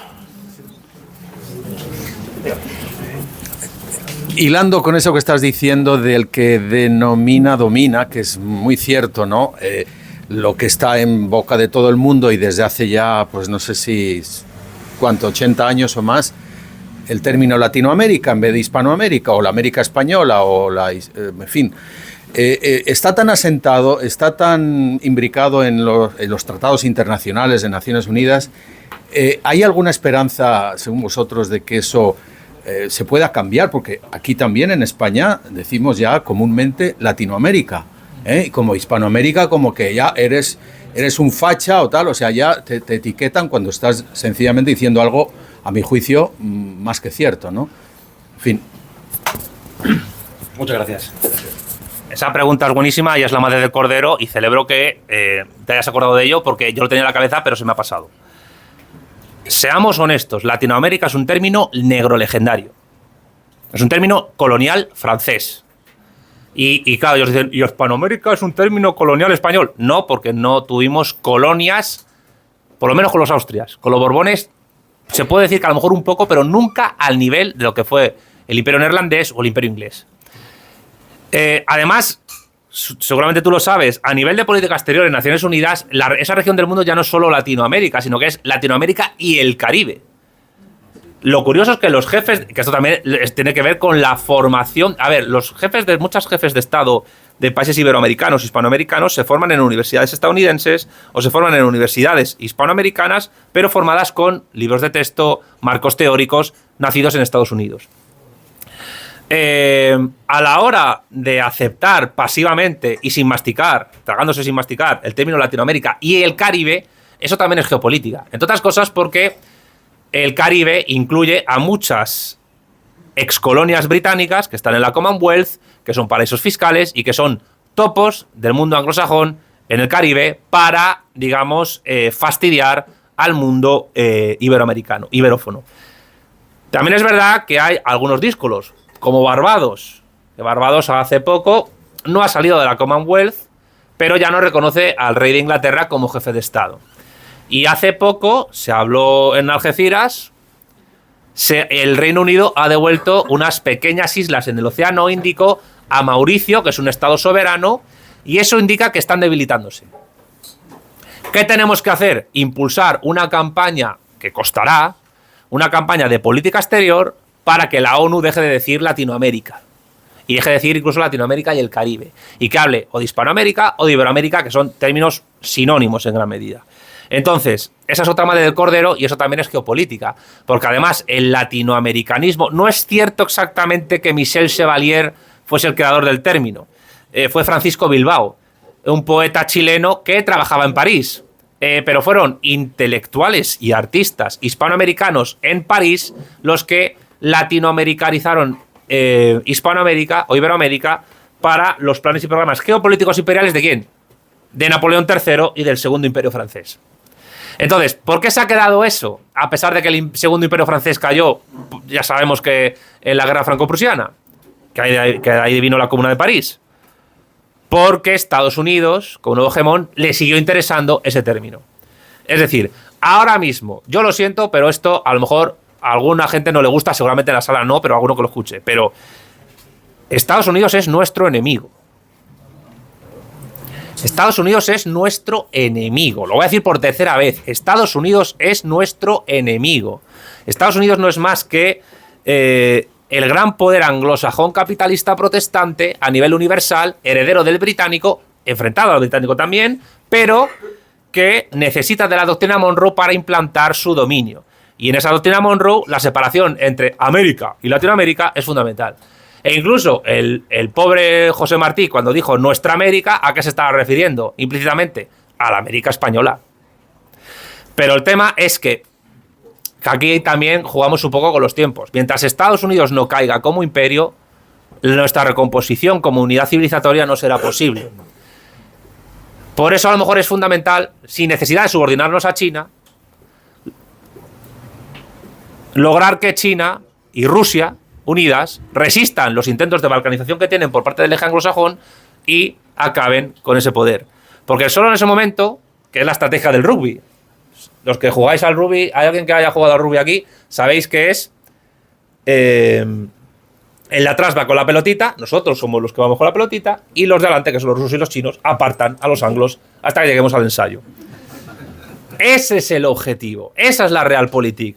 No digo que nos tengamos que fiar de Putin o de Xi Jinping. Simplemente hay que estar atentos a lo que hacen y usarlos en nuestro beneficio.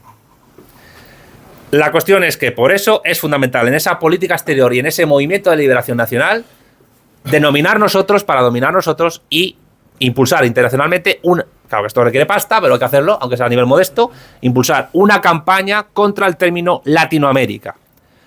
¿Para qué? Pues no para obligar a la gente para que deje de usarlo, sino para persuadirles de que no es adecuado. Yo, por ejemplo, tengo amigos que todavía, hay algunos que lo están dejando de hacer, dicen Latinoamérica. Yo jamás les he corregido públicamente, pero les he indicado el origen. Y al final son ellos los que poco a poco lo van dejando. Conduzcamos a la gente, tenemos que persuadirlos para que dejen de utilizar un término colonial que es en origen geopolítica francesa y después anglosajona. Y por supuesto, en vez de decir Latinoamérica y el Caribe, hispanicemos más el Caribe y acabemos con los paraísos fiscales anglos que dependen de la City de Londres allí. Ya está. Siguiente. Vamos para allá. Pues quien denomina los pues llamarlo guaridas fiscales. Ah, bueno. No paraísos. Lo voy a pensar. Bueno, antes que nada, muchas gracias por estar aquí, por haber venido. Por cierto, el nombre Geopolítica del Reggaetón habría estado genial también para una charla. Será el siguiente. Perfecto.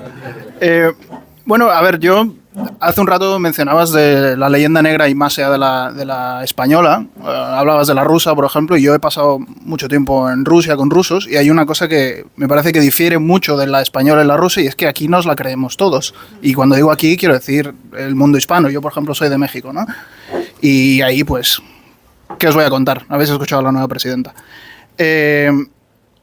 Pero entonces me parece que aparte de aparte de todos estos problemas geopolíticos y demás y a nivel gobierno, la más grande tara es que la gente no pelea, digamos, para deshacerse de esa leyenda negra, como puede ser los rusos, que sí que tienen sus propios canales de televisión y sus propios medios y demás.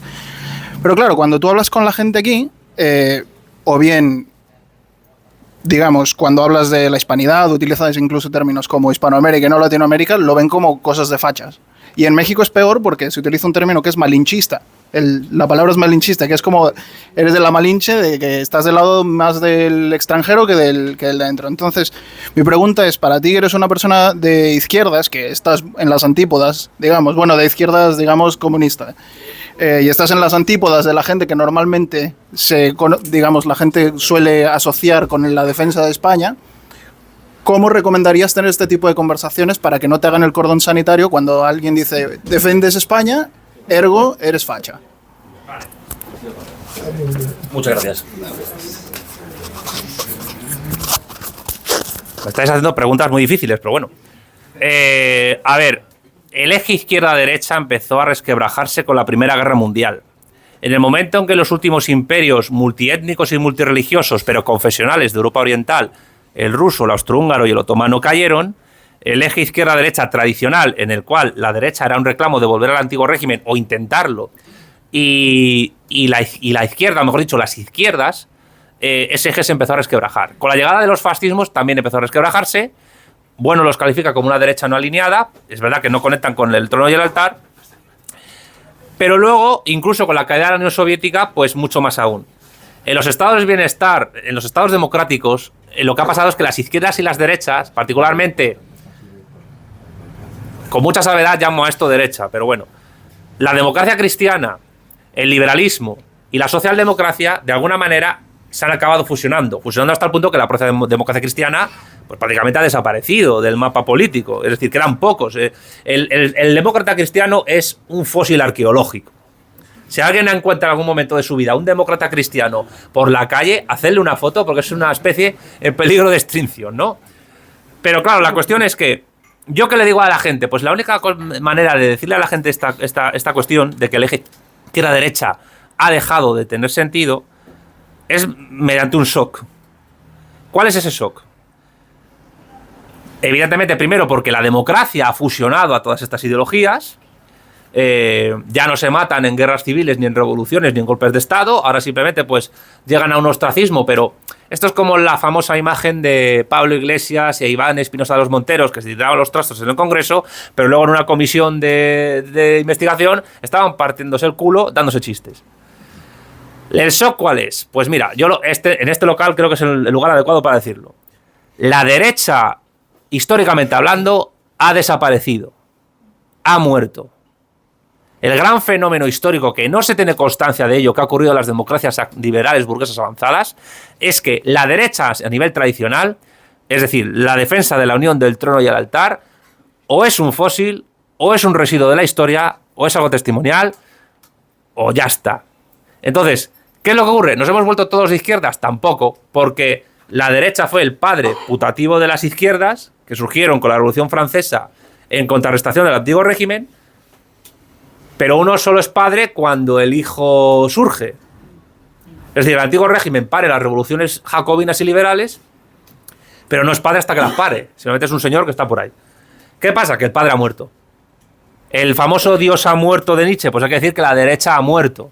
Entonces, que te llamen facha, pues es un cacaculo pedopisco, perdón, que no se corresponde con la realidad, porque hoy nadie, prácticamente nadie, salvo a nivel testimonial, quiere realmente recuperar lo que fue el antiguo régimen, la unión del trono y el altar. De hecho, los únicos lugares del mundo que, entre comillas, tienen una fusión completa entre la religión y la política son los países islámicos, que son monarquías absolutas. Y eso, en el fondo, eso es la derecha de la derecha, en el sentido estricto de la palabra. Es decir, Arabia Saudita está a la derecha de los carlistas, por decirlo así. Pero, claro, la cuestión es que a una persona en los planteamientos que yo estoy diciendo lo llamen facha, pues es como si me llamasen, yo que sé, merovingio o gibelino. Es decir, me están llamando una cosa que ya no existe, que no tiene sentido, que es un residuo de la historia. En el siglo XX la derecha murió por estos procesos históricos que he mencionado, más otros muchos más. Pero, claro, si la derecha ha muerto, ¿qué la ha sustituido? Pues la izquierda se ha quedado huérfana, ya no tiene nada que decir, tampoco, o las izquierdas ya no tienen nada que decir en las democracias liberales burguesas avanzadas. La única izquierda potente a nivel mundial es la izquierda asiática, que domina la República Popular China, pero esa izquierda, que es la sexta generación según el cómputo de Bueno, no se concibe a sí misma como izquierda. Es decir, para los comunistas históricos, las dicotomías siempre son criticables, pero la dicotomía izquierda-derecha era una dicotomía liberal burguesa, que no representaba la realidad y donde las izquierdas y las derechas eran simplemente facciones del poder burgués. Para ellos la dicotomía era capitalismo-comunismo. Y eso explica en gran medida por qué los comunistas en China y en Rusia tuvieron éxito a la hora de ganarse a sectores tradicionales y conservadores. ¿Por qué? Porque en el fondo estaban defendiendo lo mismo, que era impedir la mercantilización del mundo. El análisis de la mercancía de Marx, cuidado, que si se lee desde la tradición, tiene mucha potencia. Y eso es una cosa que está por hacerse.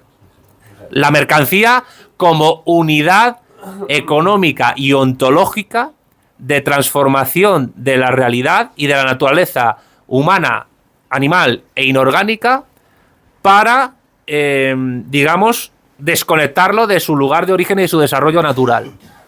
la famosa frase del manifiesto comunista, todos los sólidos se desvanecen en el aire, todos los sagrados se profana, que algunos que hayan leído el manifiesto se acordarán, es una frase que un progresista liberal lee positivamente, pero una persona que hace crítica de la modernidad no puede leer nunca positivamente. Pero para mí la clave del asunto es esta, es decir, hay que dejarles en shock. Que a mí es una cosa que me gusta hacer en el canal de YouTube mío, que es hacerle a la gente catacroker en la cabeza. Es decirles, a ver, no me puedes llamar a algo que ha muerto, que no existe. O sea, es como si me llamases Merovingio, Gibelino o Aqueménida. O Hitita, es decir, o Cátaro, o Albigense. O sea, es decir, no tiene ningún sentido que me llames facha, porque el facha, el derechista, la persona tradicionalista conservadora, es un fósil o no existe, ha muerto. La democracia ha homologado todo y ahora prácticamente todos lo único que queremos es, activa o pasivamente, disfrutar de nuestro estado de bienestar y tomarnos un cubatita en una terraza. Y entonces, por un pensamiento expresado al aire sobre lo que yo estoy diciendo que te llamen facha, pues es una cosa anacrónica. Y eso, evidentemente, a otras personas se les pueden ocurrir otros mecanismos para luchar contra ello. Incluso lo de malinchista. Es que, primero, no es malinchista, no era malinche, era doña Marina. Además, una mujer que es, junto con Hernán Cortés, la madre de, no voy a decir del México contemporáneo, pero sí, por supuesto, del Virreinato de Nueva España, que es el antecedente de México. Que, por cierto, el problema del nacionalismo mexicano es en lo que yo llamo el aztequismo. Y el aztequismo yo diría que es la enfermedad infantil del patriotismo mexicano, si se me permite la analogía con Lenin. ¿Por qué? Porque hay una identificación espuria de la nación mexicana solo con los aztecas o mexicas, pasando completamente del resto de, vamos a llamarlos así, indígenas o pueblos originarios que, aliados con Cortés, realizaron, lo voy a decir sin ambajes, aunque ya estoy preparando un vídeo sobre ello, la primera revolución política en territorio americano. ¿Por qué? ¿Por qué fue una revolución política? ¿Qué es una revolución?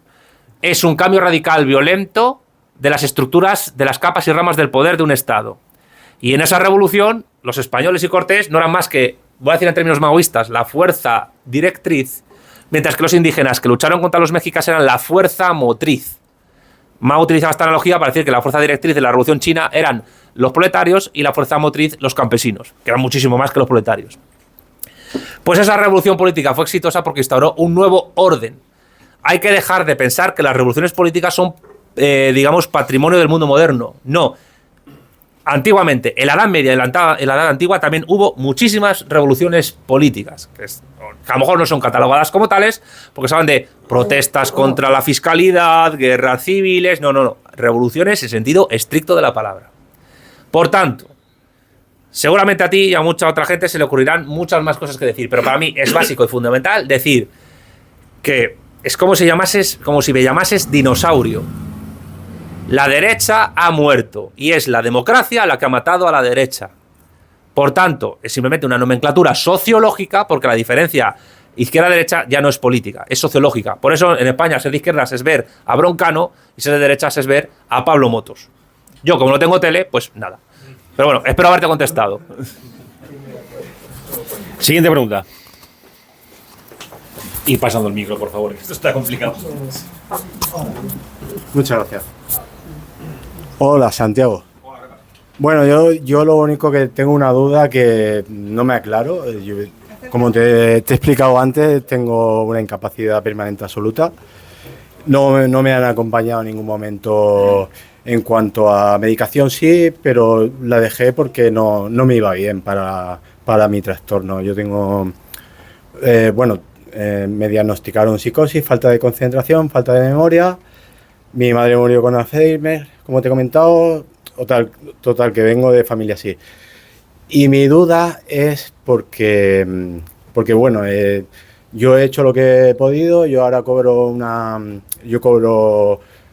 orfandad, me dieron la incapacidad a los 20 años, como fallecieron mis padres, me han subido ahora 800 euros, ha habido inflación y tal. Pero bueno, yo considero que hay inmigrantes a mi alrededor que cobran bastante más que yo y viven de alquiler social, tal. Yo con la herencia de mis padres me compré una vivienda, somos 5 hermanos, de los cuales no quieren saber nada de política, todos trabajadores. Somos 3 varones y 2 mujeres, todos tienen su familia y sus hijos, menos mi hermano, el que ha heredado también, y yo. que mi hermano sí tuvo que venir conmigo porque le quitan muchos impuestos. A mí no me quitan impuestos porque cobro la incapacidad permanente absoluta. Entonces me metí en una hipoteca. Me he independizado ahora tengo 44, me he independizado a los 40. Pues mi pregunta era, ¿la separación de poderes es un hecho que no se ha dado durante la transición española? Entonces, ¿no sería mejor concentrar el poder en el legislativo para que el ejecutivo no mandara? Y tanto, aunque hayan potencias extranjeras, igualmente, ¿no sería mejor para que el poder judicial fuera un poquito más independiente y no hubiera tanta corrupción? Muchas gracias. Dos preguntas más, ¿vale? Después vas tú, ¿vale? Después, es que estaba el primero y después usted, ¿vale? Esta pregunta excede un poco la temática de la charla, pero te contesto brevemente, porque hay dos preguntas más. La separación de poderes es una ficción jurídica. El propio Montesquieu, que es el que supuestamente articula la teoría de la separación de poderes, en su escrito El espíritu de las leyes, donde es el primero que habla de poder legislativo, poder ejecutivo y poder judicial, afirma tajantemente que el poder judicial es de los dos el que menos independencia tiene porque depende del poder ejecutivo. ¿Por qué depende del poder ejecutivo? Muy simple. Yo esto lo he explicado muchas veces y Gustavo Bueno, un filósofo de cabecera mío, lo explica muchas veces. Porque aunque las sentencias judiciales las aplica, o mejor dicho, no las aplica, no, las dictamina el Poder Judicial, solo se pueden aplicar a través de la acción de la policía. ¿Y la policía de quién depende? Del Poder Ejecutivo. La policía no es Poder Judicial, es Poder Ejecutivo. Y por tanto, eso ya ejemplifica que la separación de poderes que tanto se menta es una ficción jurídica. Con respecto a lo que tú dices del Poder Legislativo, y luego voy a una tercera parte de la respuesta. Bueno, la reforma de la Constitución entraría dentro de esa separación de poderes. La reforma de la Constitución es prácticamente imposible porque requiere de 4/5 de votación por parte del Congreso de los Diputados, luego un pase del Senado, y el problema del Poder Legislativo, y es a lo que iba, es que está absolutamente dividido, atomizado por los partidos políticos que persiguen sus propios intereses, contrarios muchas veces a los trabajadores y a la nación. Y por tanto, el Poder Legislativo no es un poder efectivo real en España. A eso hay que añadir otra cosa importante, y es que yo te recomiendo en algún momento pues que te hagas con mi libro La política en 100 preguntas, porque ahí lo explico. No solo hay 3 poderes en un Estado, hay muchos más, y los hay que son descendentes y otros ascendentes. ¿Qué quiero decir con esto? Que sí, que se puede reconocer, aunque se haga a nivel de ficción jurídica, la existencia de un poder ejecutivo, legislativo y judicial, pero cuidado, porque también existen un poder planificador de la economía, un poder fiscalizador, que es el que se encarga de los impuestos, y un poder que tiene que ver con la redistribución de la riqueza que se genera. Y un poder incluso gestor de esa riqueza. Y luego también hay un poder diplomático, esto sí tiene conexión con todo lo que he dicho hoy. Hay un poder federativo que tiene que ver con los tratados internacionales que se firman, y hay un poder militar. Y el poder militar muchas veces tiene más poder y más influencia en un Estado, un ejemplo de ello es Turquía o incluso Estados Unidos, que el poder ejecutivo, el legislativo y el judicial. Con lo cual, cualquier reforma que se pueda hacer de la Constitución para hablar de una reforma del poder ejecutivo o del legislativo o incluso del judicial, ¿qué sentido tiene cuando tenemos un ejército completamente dependiente y subordinado a los intereses de la OTAN? Nada. Eso, conectándolo con lo que estoy yo diciendo esta noche, nos lleva a una situación de esclerosis política que en el fondo no implica ningún tipo de transformación real. Pero al mismo tiempo hay que reconocer, y aquí es donde entra lo nacional y popular que estamos diciendo, que hay, según Gustavo Bueno, poderes ascendentes. ¿Qué significa eso? Que nosotros, los ciudadanos de a pie, el pueblo, que es la parte viva de la nación, podemos actuar como poder de contrapeso, o bien para cumplir con las sentencias judiciales, con las directrices del Ejecutivo, o con la fiscalidad, o con los mandatos militares, o incumplirlos, porque muchas veces la desobediencia es un poder político efectivo. Por tanto, yo lo que te invitaría como reflexión es vamos a salir del esquema de los tres poderes porque es falso y no explica realmente el funcionamiento de los estados. Hay muchísimos más poderes, hay poderes descendentes, hay poderes que no se tienen en cuenta en esos tres y que tienen muchísima influencia, y hay poderes ascendentes que son los que nosotros podemos ejercer mediante nuestra acción política y colectiva a la hora de, entre otras cosas, quizás mejorar tu situación personal, familiar y económica. Pero es que yo antes vivía en Tarrasa, me compré un piso en Castelbello, que es aquí al lado de Manresa. Claro, pero... Y en el bar en Tarrasa solo hablan de bipartidismo, izquierda, derecha, y eso es lo que hay actualmente, ¿eh? Ya, y eso lo he hablado antes y lo he explicado. Lo que hay que hacer, pues lo que hay que hacer es romper con esa dicotomía, como yo he dicho, y decir que la derecha es un fósil. Bueno, siguiente pregunta. Sí.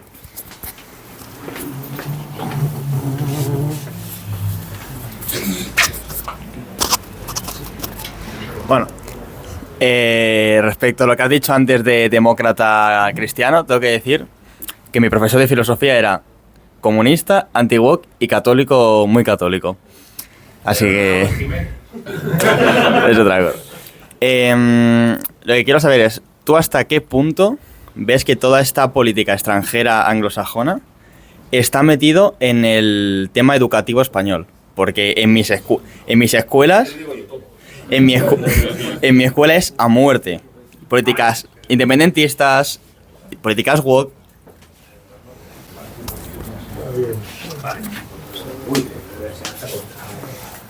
Muy brevemente te pongo simplemente ejemplos. En la Comunidad de Madrid, hasta hace poco, nos quejamos de la inversión lingüística en Cataluña.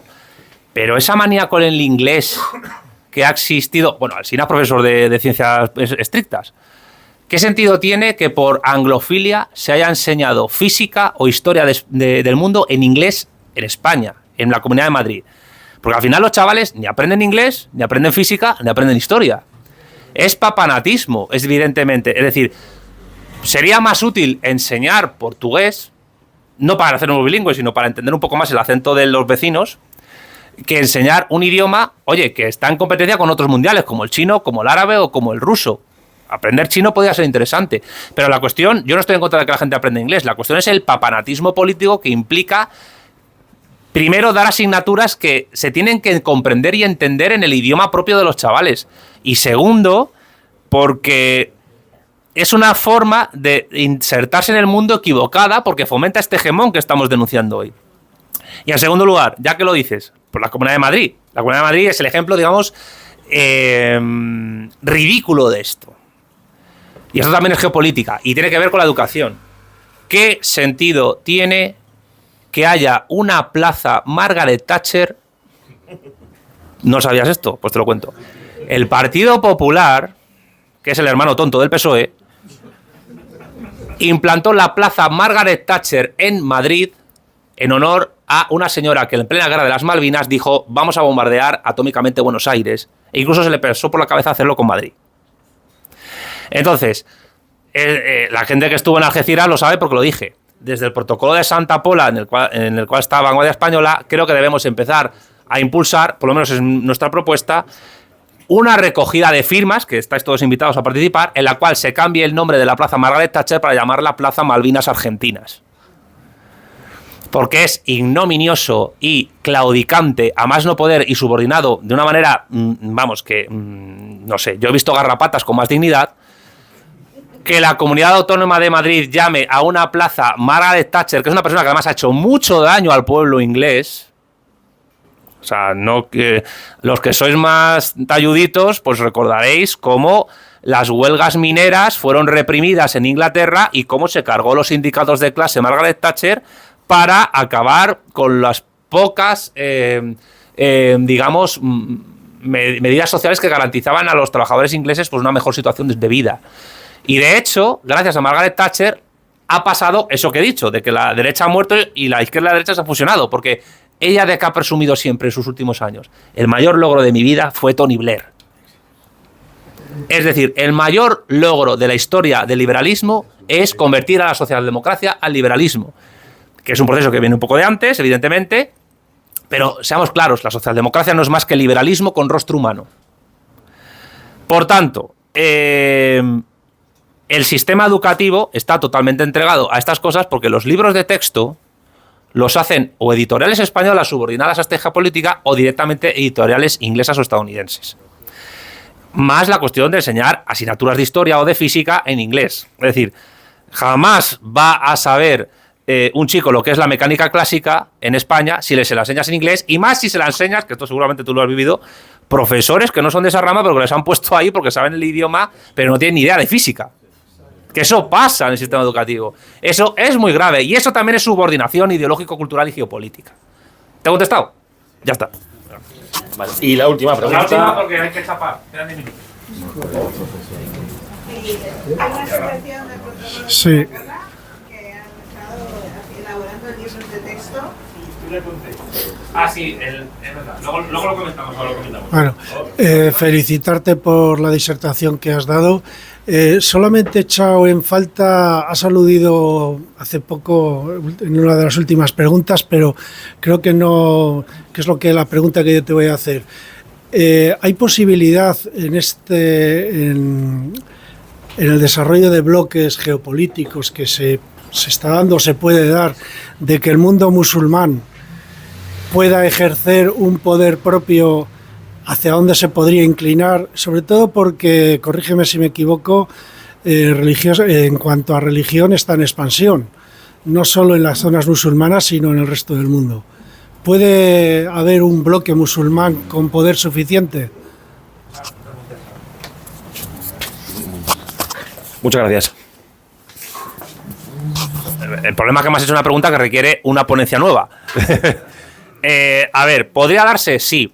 Claro, que también hay que conocer las debilidades de los musulmanes. Primero porque el Islam en sentido unívoco no existe. Hay 3 ramas principales, que son la sunita, la chiita y la ibadí o jariyita, que es hegemónica en el sultanato de Omán. Además, cada rama del Islam está dividida en distintas escuelas jurídicas que interpretan la conexión del Corán con la Sunna a la hora de aplicar jurisprudencia. Y por tanto, no es lo mismo la escuela jurídica hegemónica en Kazajistán que la que pueda haber en Afganistán o en Egipto. Hay unas que son más abiertas y otras que son más cerradas, más fundamentalistas. Entonces, hablar del Islam como una unidad unívoca es una trampa, pero también creída por los propios musulmanes.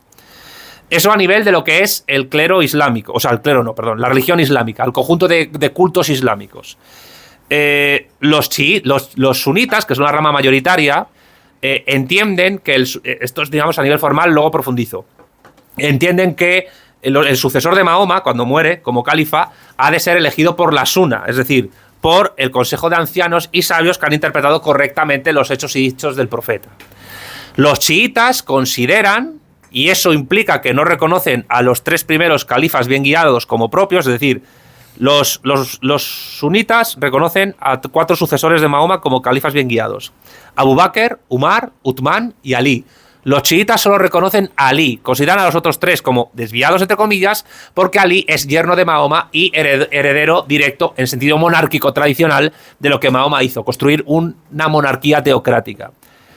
Y por tanto, los sucesores de Mahoma tienen que ser familiares. Claro que eso luego cambia con el tiempo por la persecución que sufren por parte de los sunitas los chiitas, el martirologio de Ali es asesinado por un ibadí, luego explico lo que defienden los ibadíes, y luego Hussein, descendiente de Ali, es asesinado en la batalla de Kerbala, fundamental para entender la cosmovisión chiita, que está en Irak, esa ciudad, y que el chiismo es mayoritario en Irán, en la República Islámica de Irán, que no son árabes, que son persas, y luego explico por qué esto es importante. Y a partir de la muerte de Hussein se suceden 12, esto es, digamos que entre los duodecimanos, o ismailíes, que son la rama mayoritaria del chiismo, pues se tiene como escatología esotérica importante. Hay 12 imames que son perseguidos y todos asesinados, menos el último, por los sunitas, pero el último es el llamado imán oculto, que se libró de morir, ascendió al cielo y volverá, según la escatología chiita, a la tierra junto con Jesús. Por cierto, que Mahoma es un profeta para el Islam, es el sello de los profetas. Para los musulmanes, Jesucristo no es hijo de Dios, pero sí en el Corán le llaman el ungido de Dios. Es más nombrado Jesús que Mahoma en el Corán. Y ahora explico por qué. Pero en la escatología islámica, en todas se entiende que el fin de los tiempos vendrá con la segunda venida de Cristo, que romperá la cruz e instaurará el Islam en toda la tierra. Y el Islam no es más que la aplicación de la Sharia, la ley islámica, en todo el mundo, y particularmente en la Umma, que es la comunidad de fieles. Los musulmanes dividen el mundo en dos partes: Dar al-Islam, que es donde está la Umma, la comunidad de fieles, y Dar al-Harb, que es el territorio del infiel, es decir, nosotros. Aunque los musulmanes consideran todo el mundo como una mezquita, por eso pueden rezar en la calle sin problemas. Los ibadíes o jarillitas, que fueron los que mataron a Ali, entienden que el sucesor de Mahoma debe ser elegido asambleariamente por la comunidad, y si la comunidad elige a un esclavo negro como sucesor de Mahoma, sea. Por eso son minoritarios. Pero a esto hay que añadir otra debilidad. Segunda, reciente. Y es que, de la misma manera en que parece que está creciendo el número de musulmanes en Europa y en otros lugares, cuidado porque lenta pero progresivamente está descendiendo el número de musulmanes o gente árabe que sigue el Islam en el Golfo Pérsico y en países árabes. Es una tendencia interesante de estudiar y hay que ver cómo evoluciona. Y en tercer lugar, a nivel geopolítico. Cuidado porque, aunque el grueso núcleo, raíz, que diría Gustavo Bueno, del mundo islámico es el mundo árabe, y particularmente la península arábiga, y aquí la geopolítica de las religiones es importante porque el Estado que controle la Meca y Medina controla el Islam, al mismo tiempo tienen divisiones que rebasan lo religioso entre ellos importantes. Si nos vamos a lo que es el contexto afroeuroasiático, los árabes, los persas y los turcos no se pueden ni ver, por motivos que exceden la religión, aunque también, entre otras cosas, porque el Imperio Otomano, que fue turco, hegemonizó al mundo árabe durante muchísimo tiempo, y si el mundo árabe se pudo librar del dominio del Imperio Otomano fue por acción británica. Y los árabes tienen una desconfianza enorme con los turcos. Y los turcos, después de la caída del Imperio Otomano con Ataturk, sufrieron un interesante proceso de secularización, pero cuidado porque en el fondo Turquía es el estado musulmán más poderoso que existe. Porque tienen uno de los 15 ejércitos más poderosos del mundo, y porque están en la OTAN y tienen un plan geopolítico túrquico que necesariamente para poder cumplirse tendría que destruir tanto a Rusia como a China. Por eso se apoyan en los anglosajones. Por eso les digo, muy atentos a Erdogan, porque es un tío muy inteligente y muy peligroso. El verdadero peligro geopolítico para el mundo cristiano, y aquí incluyo a los que somos ateos porque culturalmente somos católicos y cristianos, es más Turquía que el mundo árabe. ¿Por qué? Porque el mundo árabe no se ha unificado en un solo estado, con capacidad imperial. Y luego están los persas, que son chiitas y además son de otra etnia, y además, curiosamente, los persas, los iraníes, están muy orgullosos de su pasado imperial politeísta, porque son muy nacionalistas. Pero ahora hay que añadir otro factor, y es que el Estado musulmán, o mayoritariamente musulmán, más potente de este siglo XXI, dejando de lado Turquía, va a ser Indonesia. Pero Indonesia no es un país árabe, es un país malayo-indonesio, con una diversidad étnica y religiosa muy importante, porque la inmensa mayoría de musulmanes están concentrados en 3 islas: Java, donde está Yakarta, Sumatra y un poco en Borneo. Pero cuidado que cuanto más nos acercamos a Papúa Nueva Guinea, ahí te encuentras hindúes, evangélicos, budistas, animistas, etc. Y claro, el tema es que Indonesia, que es un estado al cual el Islam llegó por comercio y no por poder imperial, está demasiado lejos, geopolíticamente hablando, de los ejes de poder árabes y persas y turcos como para poder ellos hegemonizar al mundo islámico. Con lo cual hay que entender estas disensiones y dificultades que ellos tienen, porque realmente para que el Islam se pueda implantar como un poder geopolítico, tiene que unificarse a nivel imperial. Y eso es muy difícil de hacer. Y una de las pruebas últimas fue lo que ocurrió con Abu Bakr al-Baghdadi, que como todos recordaréis fue el que se autoproclamó califa de todos los musulmanes, liderando el llamado Estado Islámico en Siria e Irak, que le mataron. ¿Cuántos musulmanes en el mundo, que son unos 1.600, 1.800 millones, siguieron a Abu Bakr al-Baghdadi? Poquísimos. Es verdad que el Islam es una religión, o sobre todo la suní, analogía, con salvedad. Los chiitas son más parecidos a los católicos y los sunitas a los protestantes. El Islam suní, por la interpretación ultra rigorista y textual del Corán y de la Sunna de los hadices, puede tender a un fanatismo religioso mucho mayor al que poder seguir, por ejemplo, un católico, donde la fe y la razón son fundamentales en su combinación. Y de hecho, sin la filosofía griega y el derecho romano, el cristianismo sería una religión realmente tan fanática como la judaica o la musulmana. Y es la filosofía griega y el derecho romano combinados con el cristianismo, que tienen la importancia racional de que ya no hay un pueblo elegido a nivel étnico, sino que elegidos son todos los seres humanos que se salven por sus obras, y con una fe sincera, pero sobre todo por las obras. Eso aleja al cristianismo católico de ese fanatismo. Puede haber integristas católicos, pero no fundamentalistas. Pero el caso es que es fundamental conocer estas debilidades que ellos tienen, más otra. Y esta la aprendí yo leyendo el libro verde de Gaddafi, que me la leí poco después de que cayera y le empalaran, por desgracia. El libro verde de Gaddafi, que es un intento de aplicación socialista de la UMA y de la Sharia en Libia, la Yamahirilla, etcétera, muestra un problema que el propio Mahoma nunca fue jamás capaz de resolver. Y es que el Islam necesariamente tiene que organizarse contando, por lo menos nominalmente, con el consenso entre el poder político teocrático y los clanes y tribus dominantes en un estado determinado. Y eso es una debilidad que implica que muchos estados árabes islámicos hayan sido históricamente incapaces de construir estados-naciones en sentido moderno estricto de la palabra. Si ha habido estados árabes y musulmanes que han logrado implantar un estado más o menos funcional, ha sido por herencia francesa o en menor medida por británica.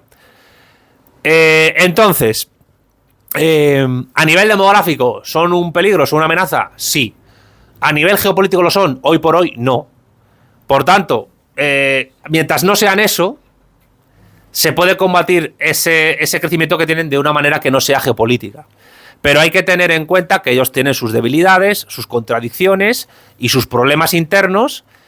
Nosotros tenemos los nuestros, evidentemente que son muy gordos, pero ellos no son capaces de organizar esto de una escala racional. Y bueno, espero haberte contestado, pero esto requiere otra ponencia y no puedo explayar más. Pero a mí el Islam es un tema que me apasiona desde siempre. Entonces, si queréis me invitáis otro día y hablo de los musulmanes. Ya. Vale. Pues bueno, pues hasta aquí la jornada de hoy. Un aplauso, por favor.